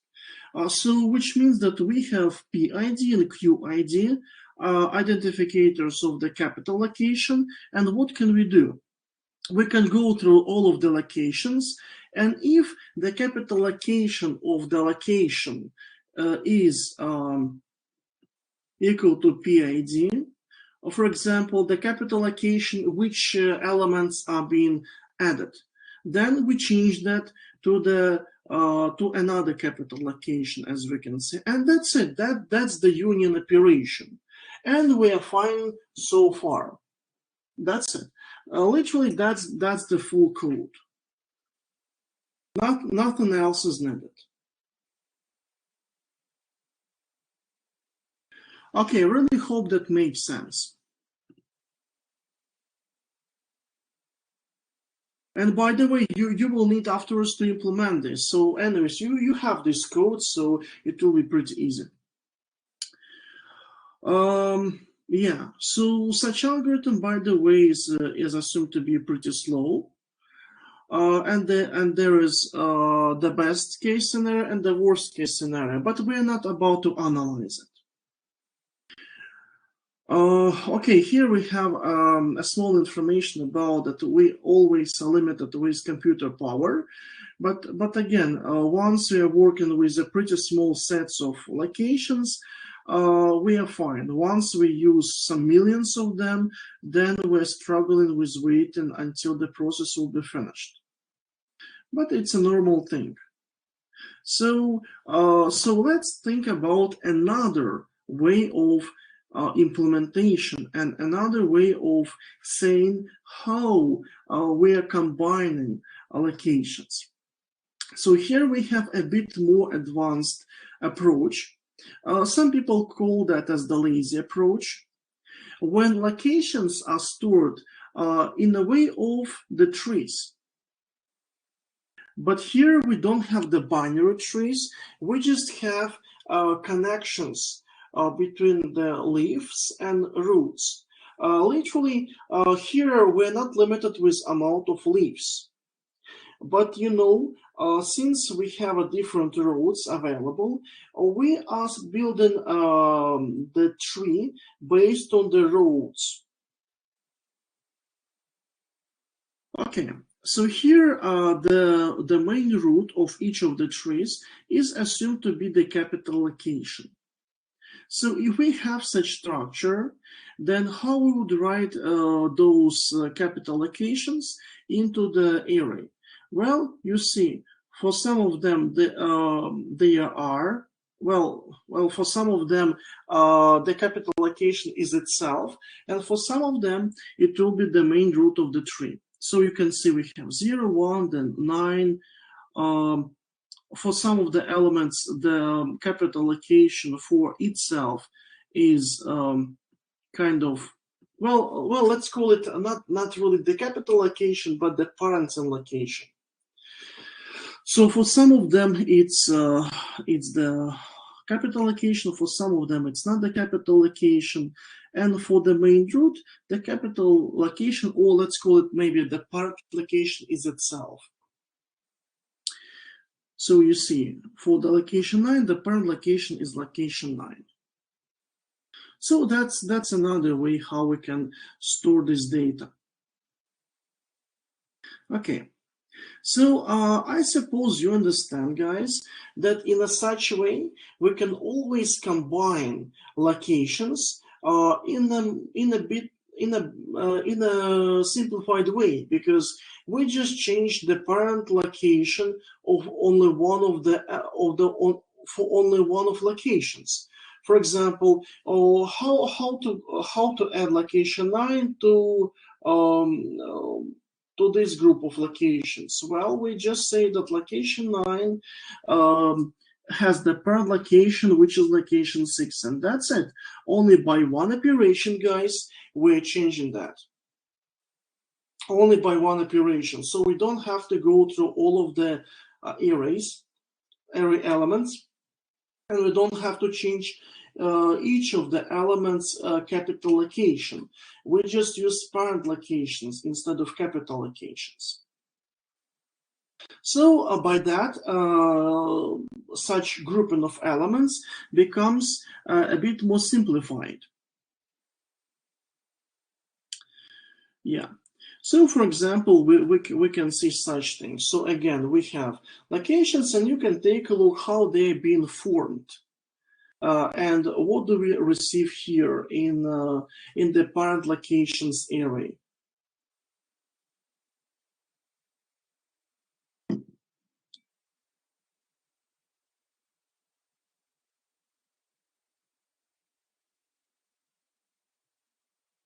So are we good so far? Is the idea behind this clear for you guys?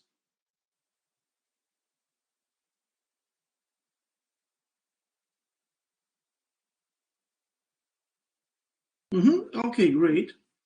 So let's continue analyzing all this. So for sure, we need to modify the codes for these parent locations. And how it happens? Well, suddenly we receive such coding, such codes. So you see, we still working with the root. Well, for the root, we need to receive the while. We need to use the while loop to go to the root of the tree if we need that. How can we get if areas are connected? Well, we need to know if locations have the same root. If they have the same root, so they are located in the same tree. If it's not so, then they are located in different trees. And how we can union them? Well, one of ways is to connect one tree root to another tree root, and that's it. So it's doable by one operation instead of n operations, where n is amount of elements, amount of locations we have. So that's the idea. Okay. In the same manner as with the AVL trees, here we have the full theory based on how we can make locations and paths between locations shorter. Here we have some examples of different trees. Yeah, so you can see that most of such trees we have here, right? They are kind of not really simplified, or they are not really equal by amount of steps between the main root and the last leaves. So for sure, somehow we have to go to this case when we have approximately the same amount of steps between the main root and the last leaves. But again, here it should be such approach is used as having the weighted connections between roads, but between locations. But I would say again, it depends on the task you're solving. Anyways. It wouldn't be a huge difference which method is applied, because you got the same results. Okay, the methods are different, but results are the same. You just group in elements. And as you understand, when we group them, let me scroll a bit further. When we are grouping them, then we can make the searching procedure, right? And that searching procedure could be, for example, like we have here on the screen.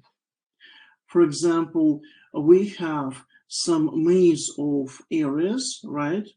And those areas could be tiles, for example, ground tiles for the game. Well, why not?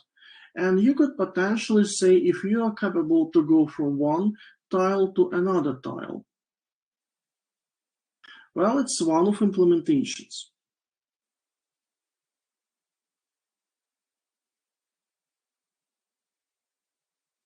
Okay, maybe I can find out something interesting here.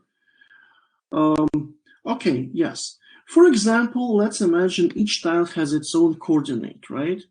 And you're capable to make connections between such tiles, right? So, as you understand, if you're extending the road, right, or let's call it in a way that the connection happens only by connection on the top, on the bottom, on the left, and on the right. So which means that this point, they're kind of isolated, right? All of them are isolated. So, and if you would add the while tile here, what you will be doing, you will be connecting this tile, and this tile. And here a new tile will appear, right? How we can show that graphically? Well, you are pulling a connection here, right? And automatically you have to check if you have connections on the top, bottom, left, and right. So on the left you will have connection, and on the right you will have, on the bottom you will have automatical connection. Yeah, so literally by that you are forced to extend the path for 2 tiles more. So this should be taken into account. Well,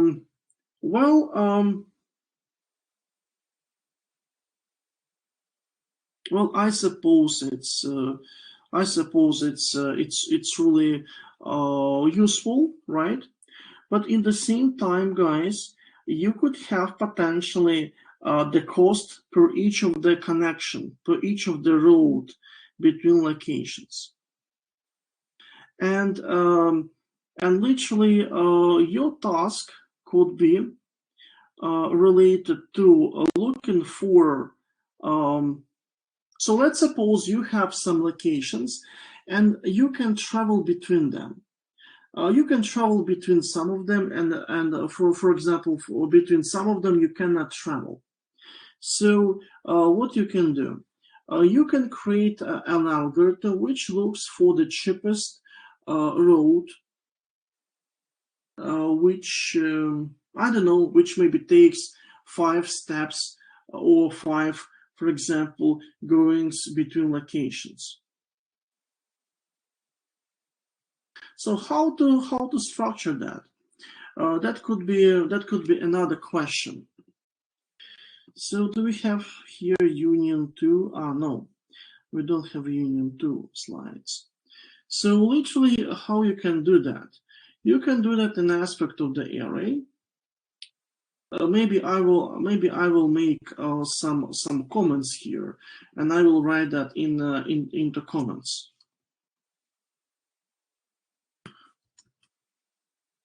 And then you can think on the way how to implement that.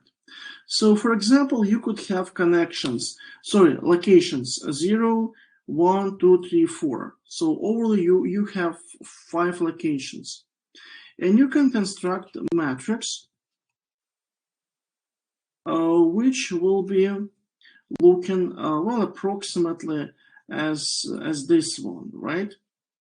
And you could have, for example, the following. Let's suppose on the right side you have index of location from which you are moving, and on the top you have index for the location to which you are moving. As you understand, guys, if you are located in the location, there is no cost to stay there, right? There is no price for staying at the same location. So on the main diagonal, we literally can put, let's suppose, something like I don't know, just line, right? Saying that well, we cannot do that. Or if you like, we can just put some x, which means that well, we cannot really go from one location to another one. Sorry, from 0 to the 0, from 1 to 1, and so on and so on. But let's suppose from 0 to 1 you can move, and let's say price will be maybe some 5 coins. And going from to the location index 2, it will be, for example, 7 coins. For moving to some locations, it wouldn't be, for example, possible, right? And somewhere it would be very cheap, for example. And in a similar manner, you can create literally a two-dimensional array, and then you can try to analyze, let's suppose, going, well, which locations, or let's say, what is the road for you to have a trip which contains, let's suppose,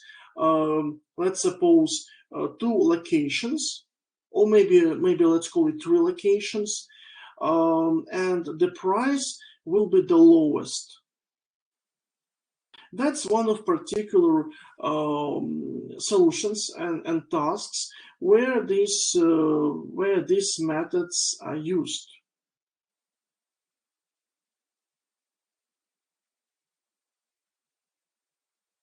Okay, well, guys, you can just make that cost, or let's call it price table on your own.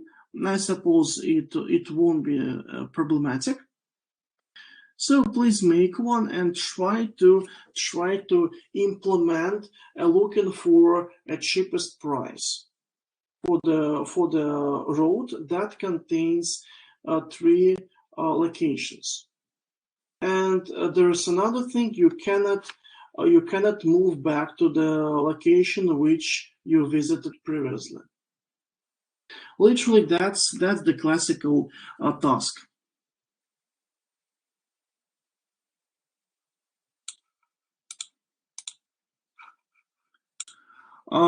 So guys, is the task clear for you?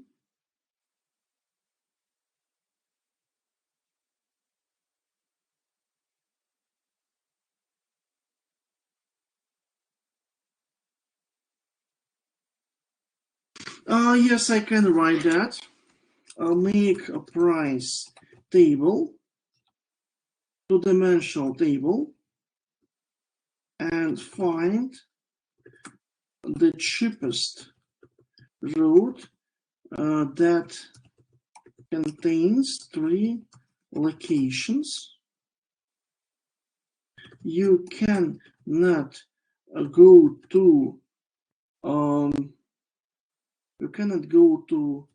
locations you already visited. Well, something like this.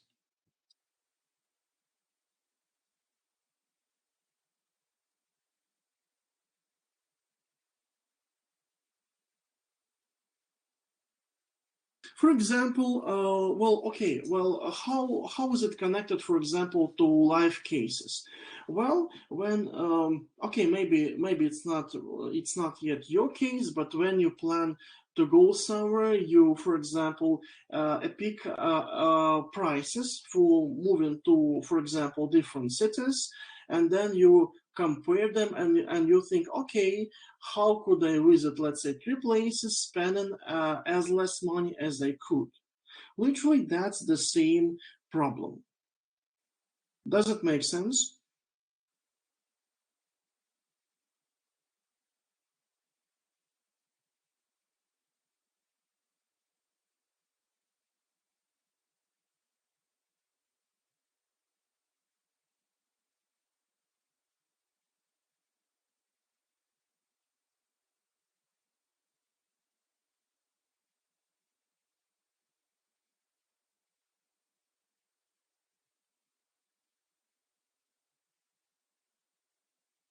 So is the task clear for you guys?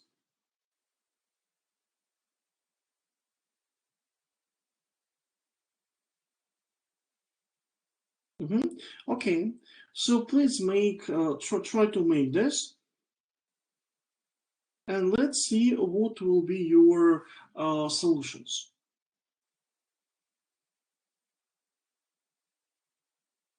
And please, guys, don't worry if previously overlooked materials um, will not fit your solutions, because maybe you already have some algorithm imagined and you will try to implement exactly that one.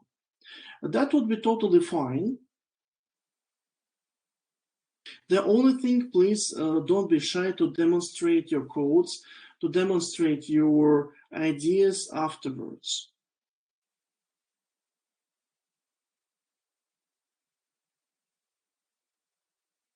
Okay, guys, so please be working on this, and I suppose you will need maybe some 15 minutes for this. So in 15 minutes, I will ask you about your progress, guys.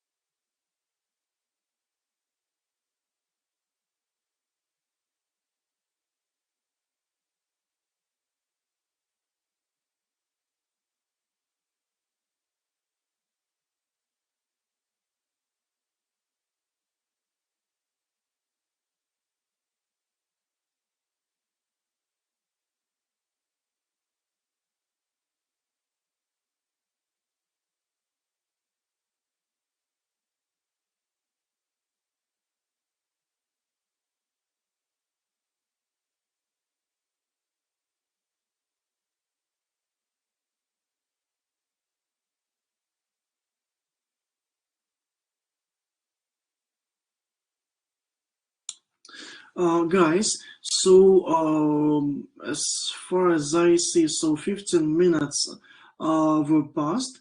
So is there any progress at least the beginning of your codes? Maybe guys, you can share your two-dimensional price tables you created.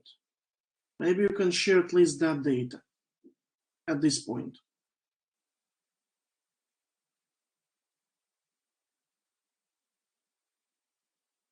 Okay, that's exactly correctly how it had to be, yes. The only thing, please remember, Banas, then zeros will mean that you cannot move from the city to itself. So please just keep this in mind. So if you have a zero as the price, you just cannot use that road.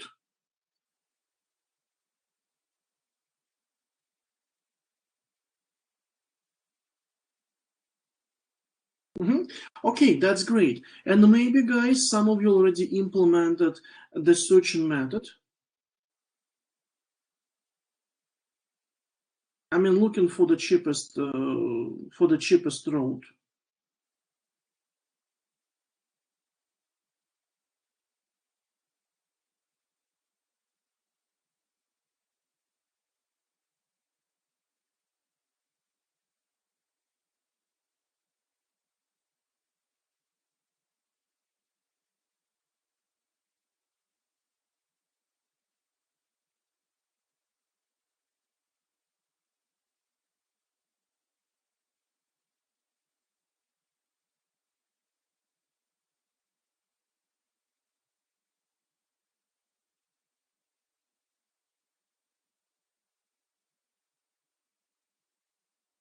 Okay, so I suppose that silence means that it's not yet implemented. So guys, I really need some more time for that.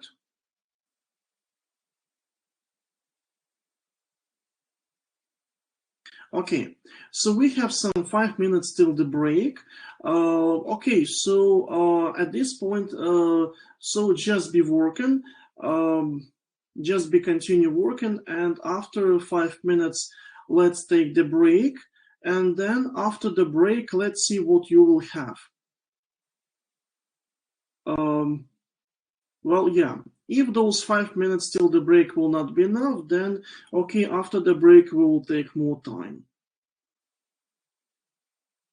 And today we have the short break. If I'm not mistaken, yes, we have the short break. Only 10 minutes.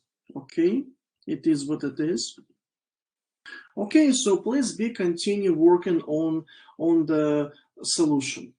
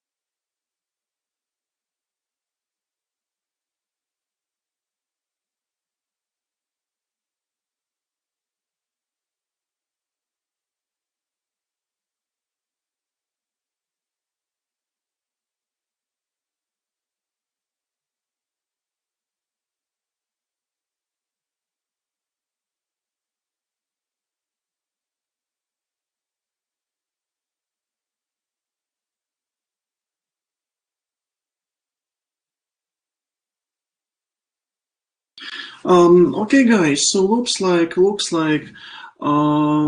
starting the next class.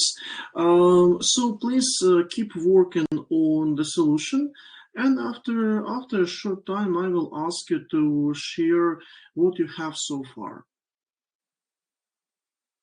If in case you already will have something before I will ask, you can always post your codes, your questions, your ideas into the chat, and I will give some response for that.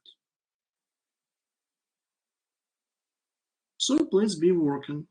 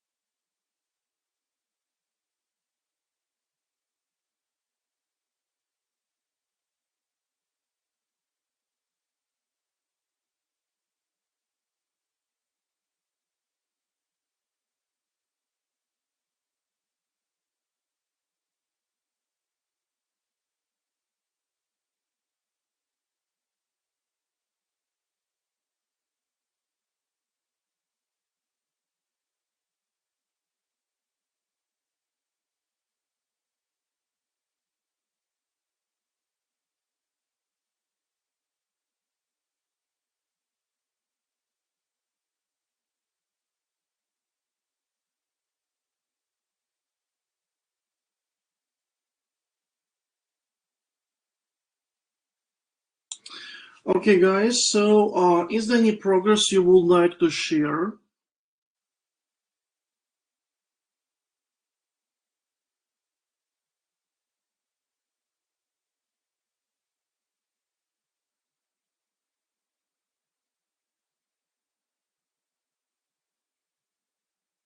Okay,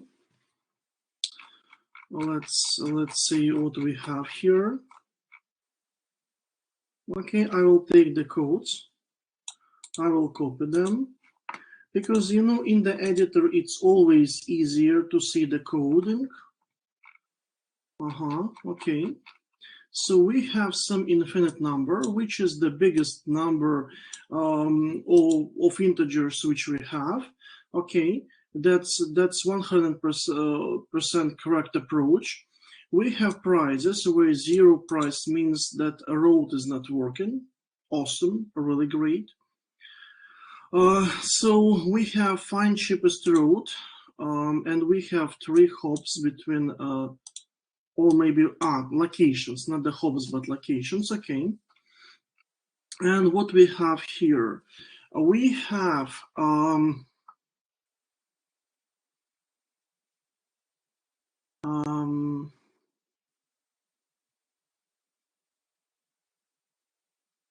amount of locations, then a bitwise separation.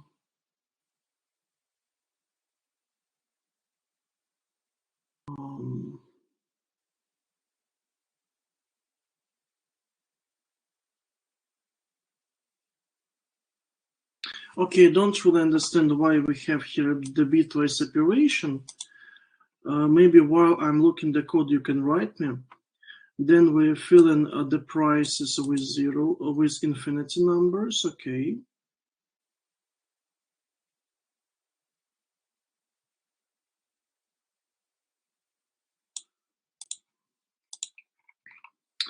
Then we go to locations. Again, we have this binary number. Next, we get mask, location, num-location. Okay. Mask and then the binary number. Okay. Then we have num-locations. Okay, a bit complicated logic we have here. All right.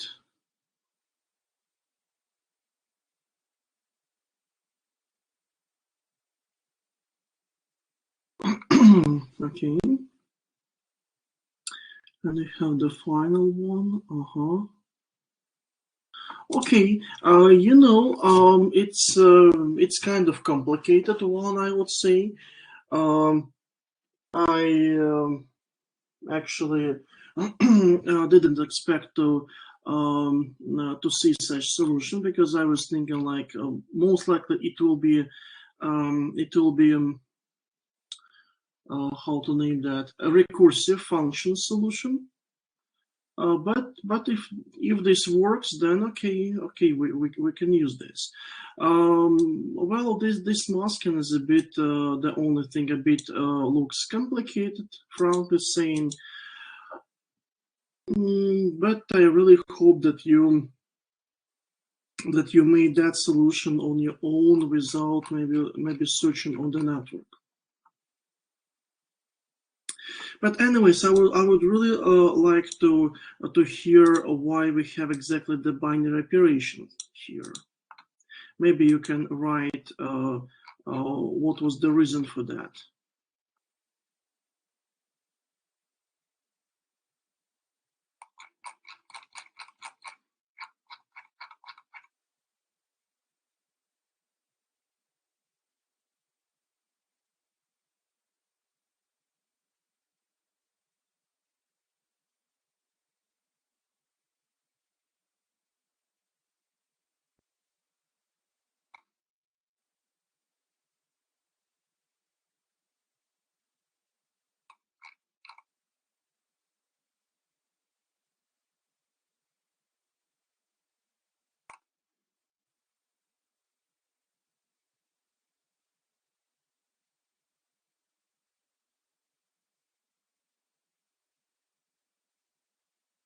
Okay, so Carlos has the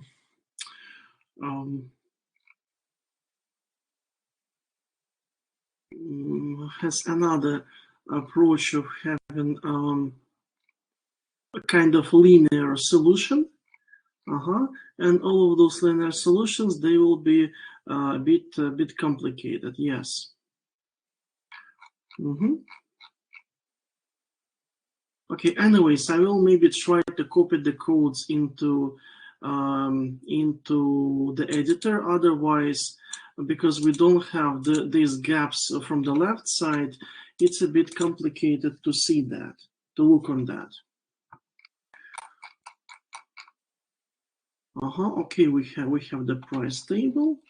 We have the linear solution.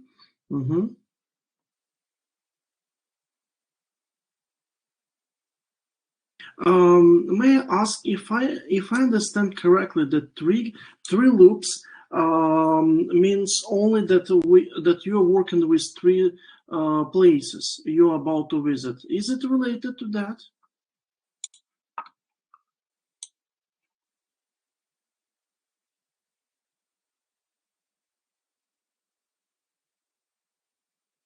Was that the idea behind this? Behind these three loops?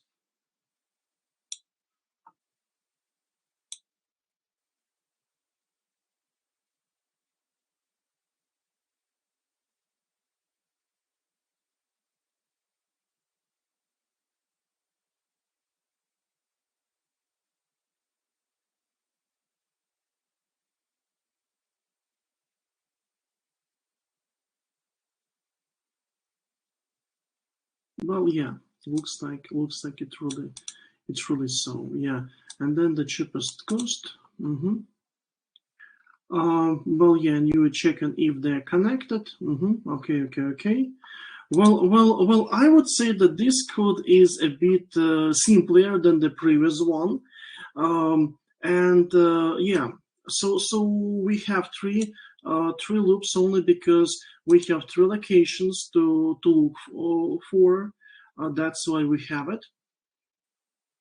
Yeah, and then yes, we are looking for price. We find out if there is the connection between elements, and if that price is if the found price is less than previously found out, then we are saving that price, and we are mentioning all of those three locations we have.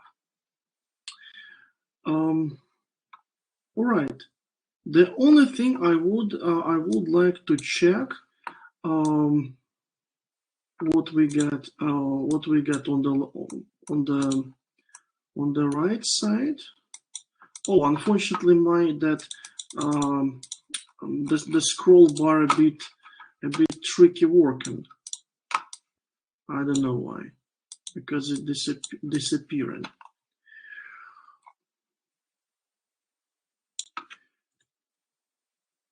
Okay, we have connected ones.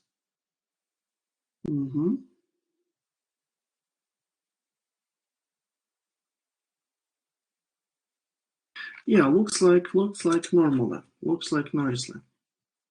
And what we got here, we have the union find itself. Okay, you just you just copied that one, and you use the linear algorithm. But okay, anyways, it's well, this can be used as well. I'm not saying it's incorrect. It's just another solution which can be used. That's awesome. That's really awesome. Okay, let's check if we have some other ideas. Okay, can it be shorter? Can it be shorter? Literally, I would say we can switch from, let's say, 3 locations to infinite amount of locations, and we can give that allocation amount by definitions. we could do that. But another thing that the code will not be shorter, but it will be for whatever amount of whatever amount of locations. But anyways, unfortunately, it will not become shorter.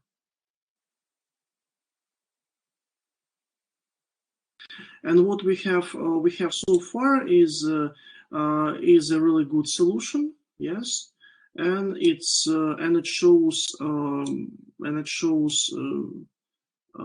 things here. I would say normally. Everything is understandable from the beginning for the last code we have. Yeah.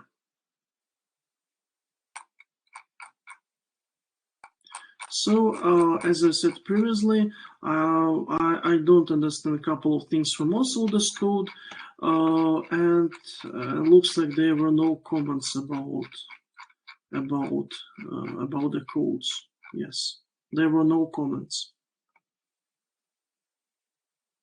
Yes, you can leave it as it is. It's normal. Okay. Do we have any other solutions, guys? Maybe some of you used another approach for this.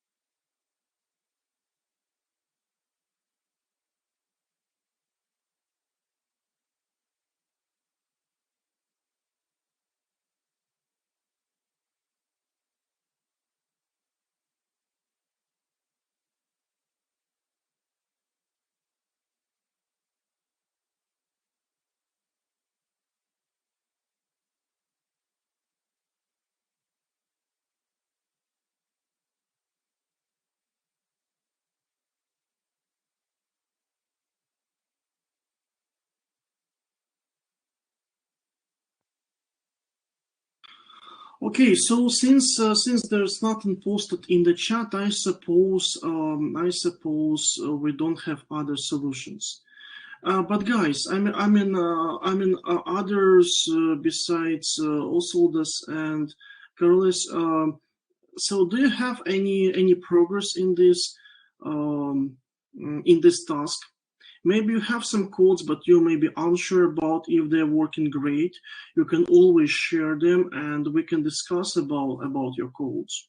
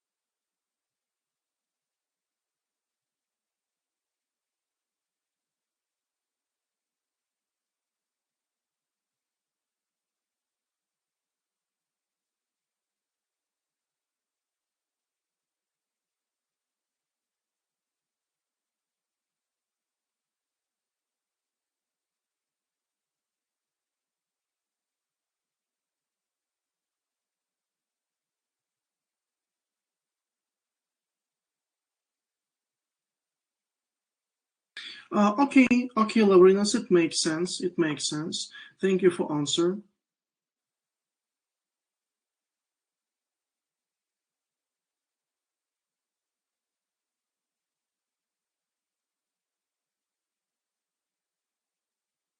Okay, who else we have here? Besides Oswaldus, Lavrinas, and Carolus, we have Benes, Faustinus, and Nikita. So, guys, what's on your side? Do we have do we have anything to take a look at?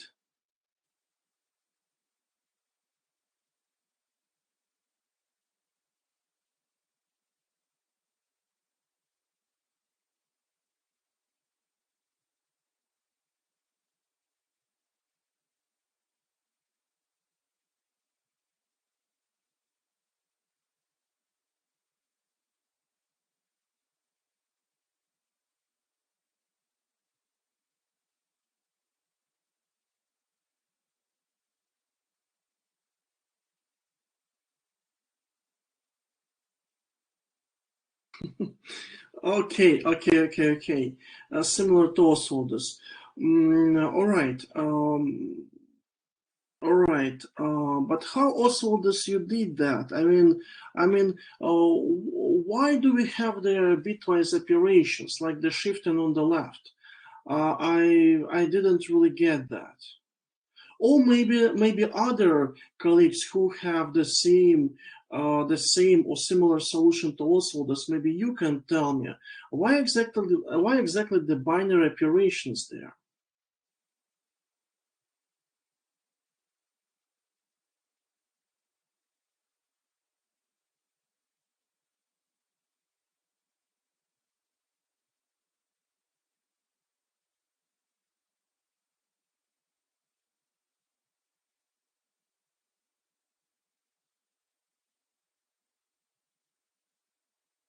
So who can tell me?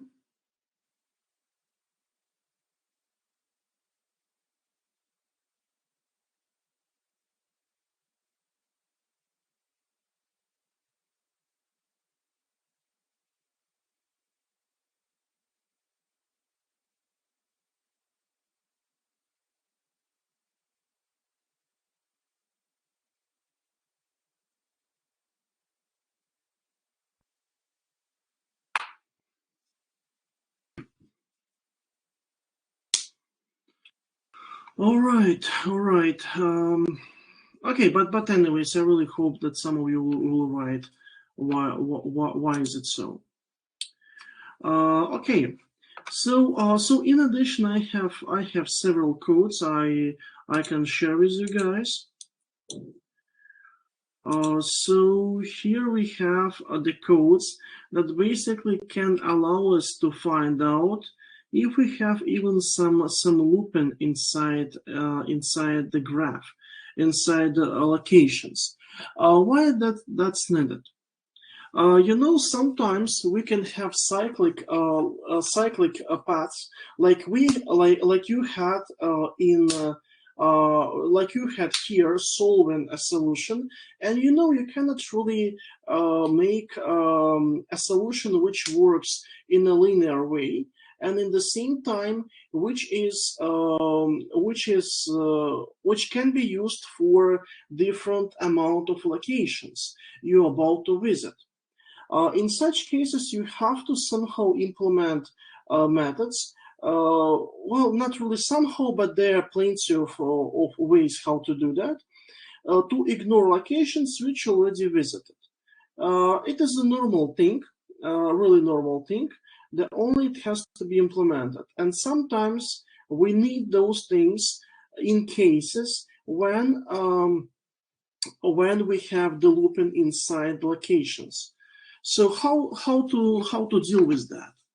So I have two codes for this thing. Literally, not really kind of two totally different approaches, but anyways, they just a bit different. So yeah. at this point, what we have, we can create a graph, and for the graph, we can always say that we have some nodes, and we have connections between them. For example, the source and destination can be used, right? So let's take a look on the implementation of the graph. So what we have? Well, we have amount of vertices and edges, literally location and roads, right? And we have a list of so-called edges, which contain source and destination. So this one would be more for the one-way road.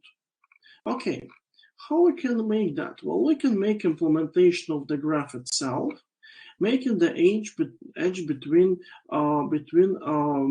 literally or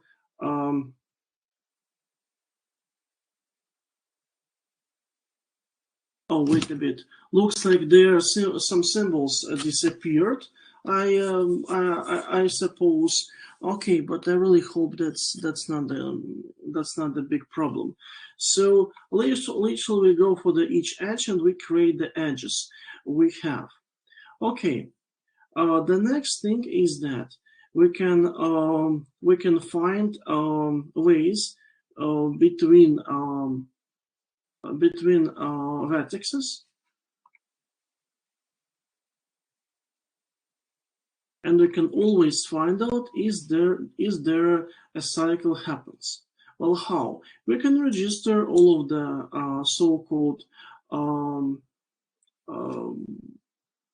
well, we call them as the subsets here, but actually vertices. So we save them because even if we work even if we work in a so-called well, how to name that?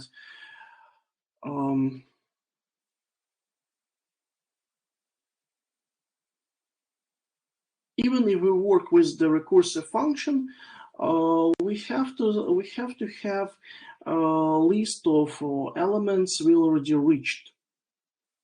Because if we are reaching the element by element again, for example, then it means that there is the path to reach the element in the loop. So we can do that in other words using different paths. Which in other words means that you can reach the same location in a different way.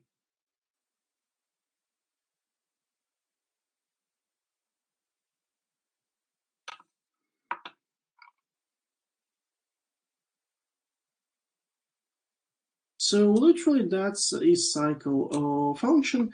It can give you 1 or 0 depending on if they're looping. So you see, right, if location is the same, if it's reachable, having the same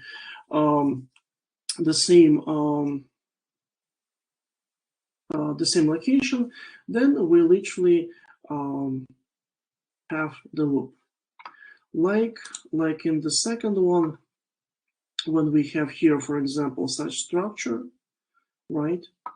Okay, it's not really cool because it's just there was the try to show that using ASCII symbols, which is not really cool. But I suppose you understand that here we have kind of triangle, right? So we can take the codes if you like. We can go to IntelliJ. We can put that inside, and we can run that. Oops, what happens?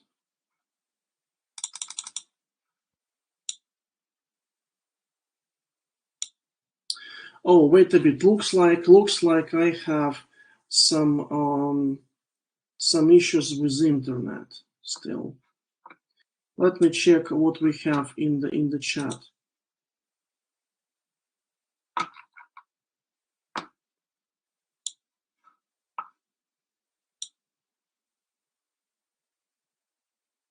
Or maybe something with my mouse. That's strange. That reacts somehow strangely. Yes. Oh, what's going on there?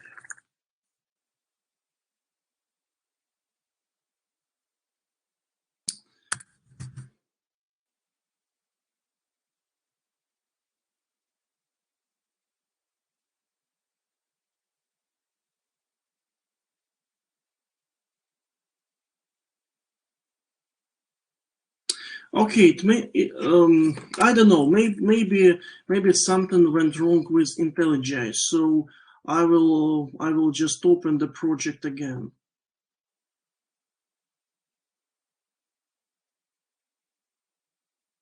Okay, maybe I have to close it because looks like some problem happened with exactly IntelliJ.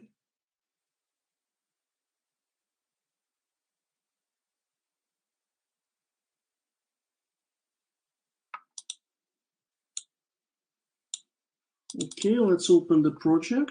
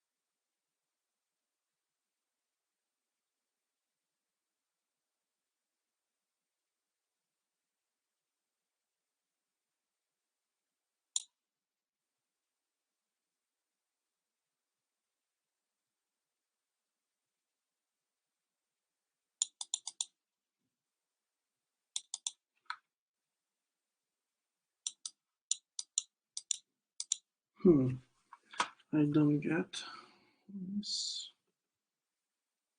So it's not clicking. Hmm.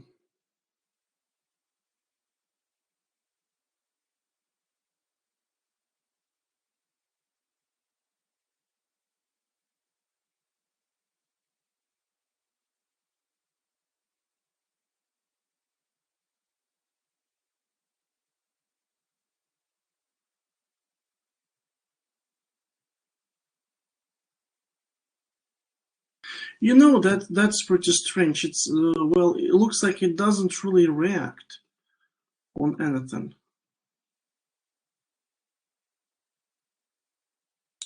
Not by the touchpad, not with the mouse.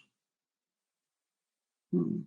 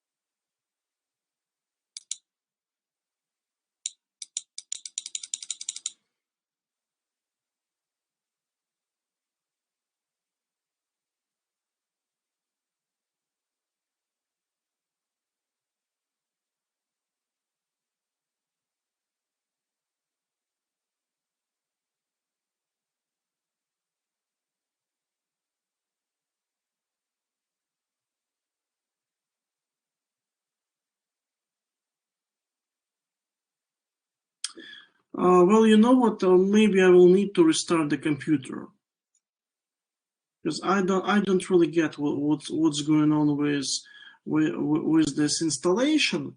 So guys, please wait me for some time. I will just restart the computer. You know, it's not just the mouse. I use even the touchpad, uh, and uh, and the only thing which is works when I put the cursor on, and then some reaction happens. But the clicking that doesn't help. So I will just restart the computer then. Let's see if that works. You are currently the only person in this conference.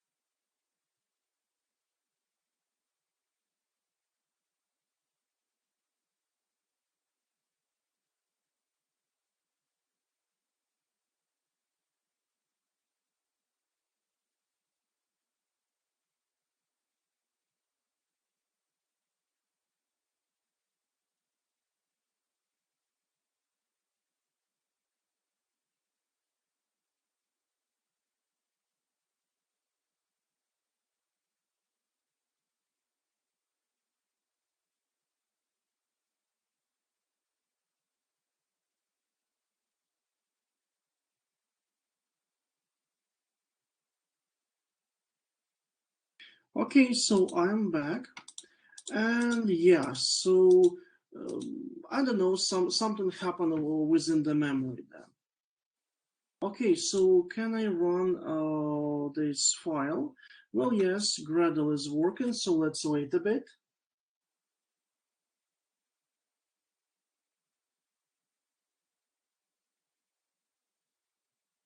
So you can see graph contains cycle. So yeah, so we literally have it. So we can reach to one place by using a different ways. I mean one location by using different ways. So yeah, so maybe this algorithm will be needed for you at some moment. Well, who knows? Who knows?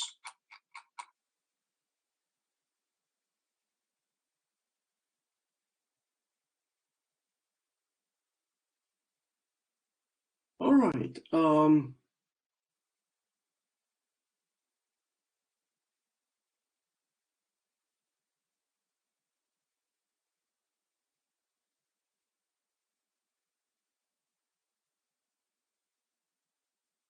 Well, if you will wait a bit, guys, I will maybe share a solution which I did for looking for the cheapest way. Wait a bit, please.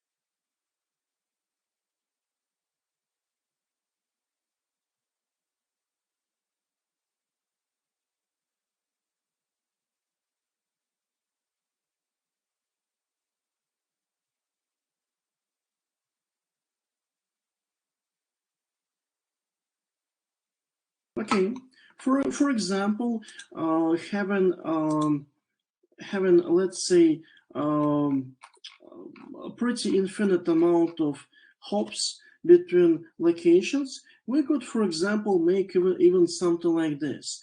So the main thing is related to this lowest cost function, which can be, for example, recursively executed, where we could have a couple of parameters, for example, from and to, then max depth level. So literally how many hops we have, or how many locations we have to visit, and the current amount of locations. Well, literally for sure, the price, the initial price would be used as it was previously used by one of you as infinite number. But okay, we can use, for example, some very big number, which is not infinite. And then what we can do? We can analyze each next step of the routing. For example, doing like this. So 0 means that the row doesn't exist. So if the price is not 0, then we compare the last part of the roads. Well, we can just find out if there is the road.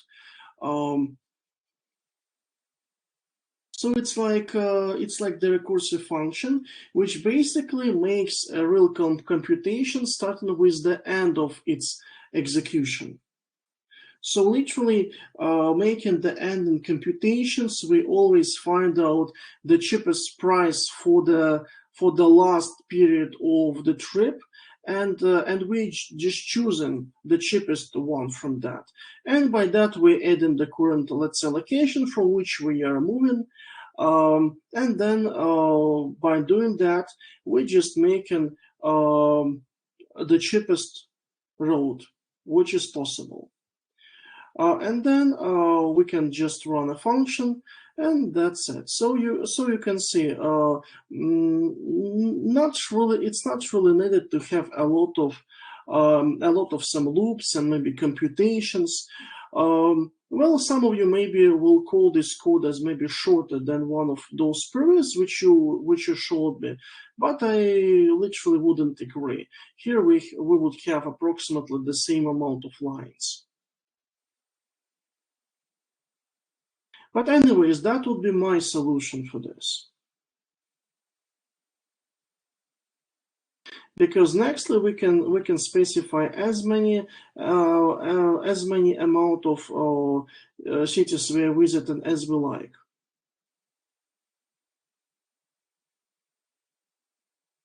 Okay, maybe I will give you this code, so I will copy this and I will put this code in the chat because, well, maybe you will need that.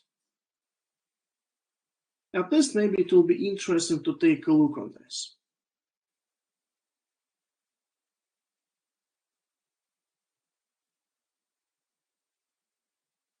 All right, so we still have some time. I will take a look. Maybe I can share some another codes. Give me a second.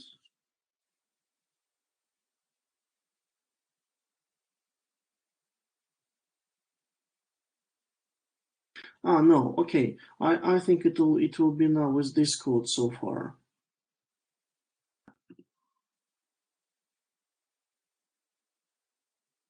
Okay, so we still have some around 20 minutes, okay, or 25 approximately. Okay, so maybe it's the time for Q&As because we still have some time. So guys, do we have any questions at this moment?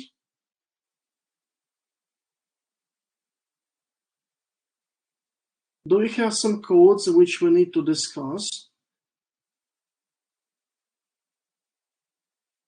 Because, for example, I didn't receive still codes from some of you, and I would really like to know the progress. In this case, it's more about Nikita. It's definitely, And let me check if I have something from Faustina's. Give me a second.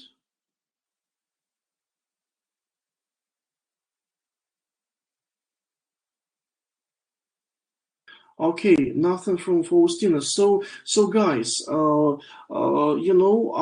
always ready to help you. So what's your progress? Maybe something was not really understood during the classes.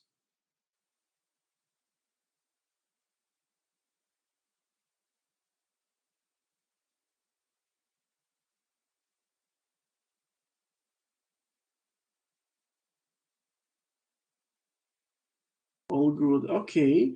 What's about Nikita?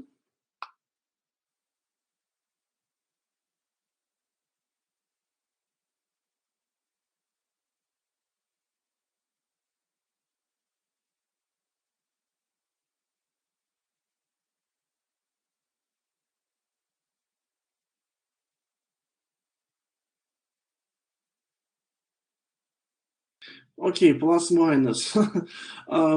All right, but do you have some questions? Maybe something that was not really clear for you? Because if you have, we can discuss things.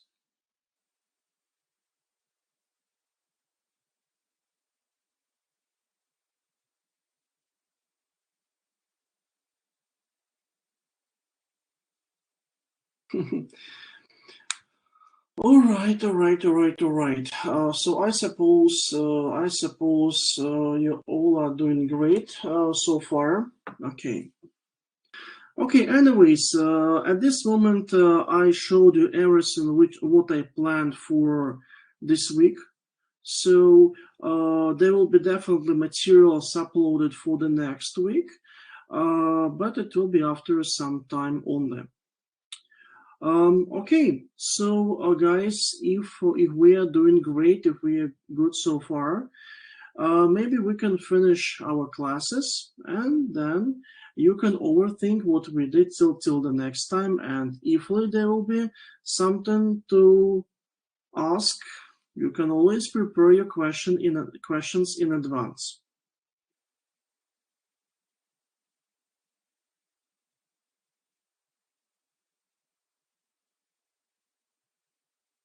All right, guys. So thank you for attending and being connected. About the next week. The next week, unfortunately, the buses are coming like on this week. So on the Wednesday when I will come, the first class will be started at 10:40, like we had on this Wednesday. Unfortunately, I can do nothing with it. Yeah. So that's the idea. And guys, just keep working and keep trying making some things. Okay, so again, thank you and see you next time. See you in Utana on the Wednesday. Bye bye, guys.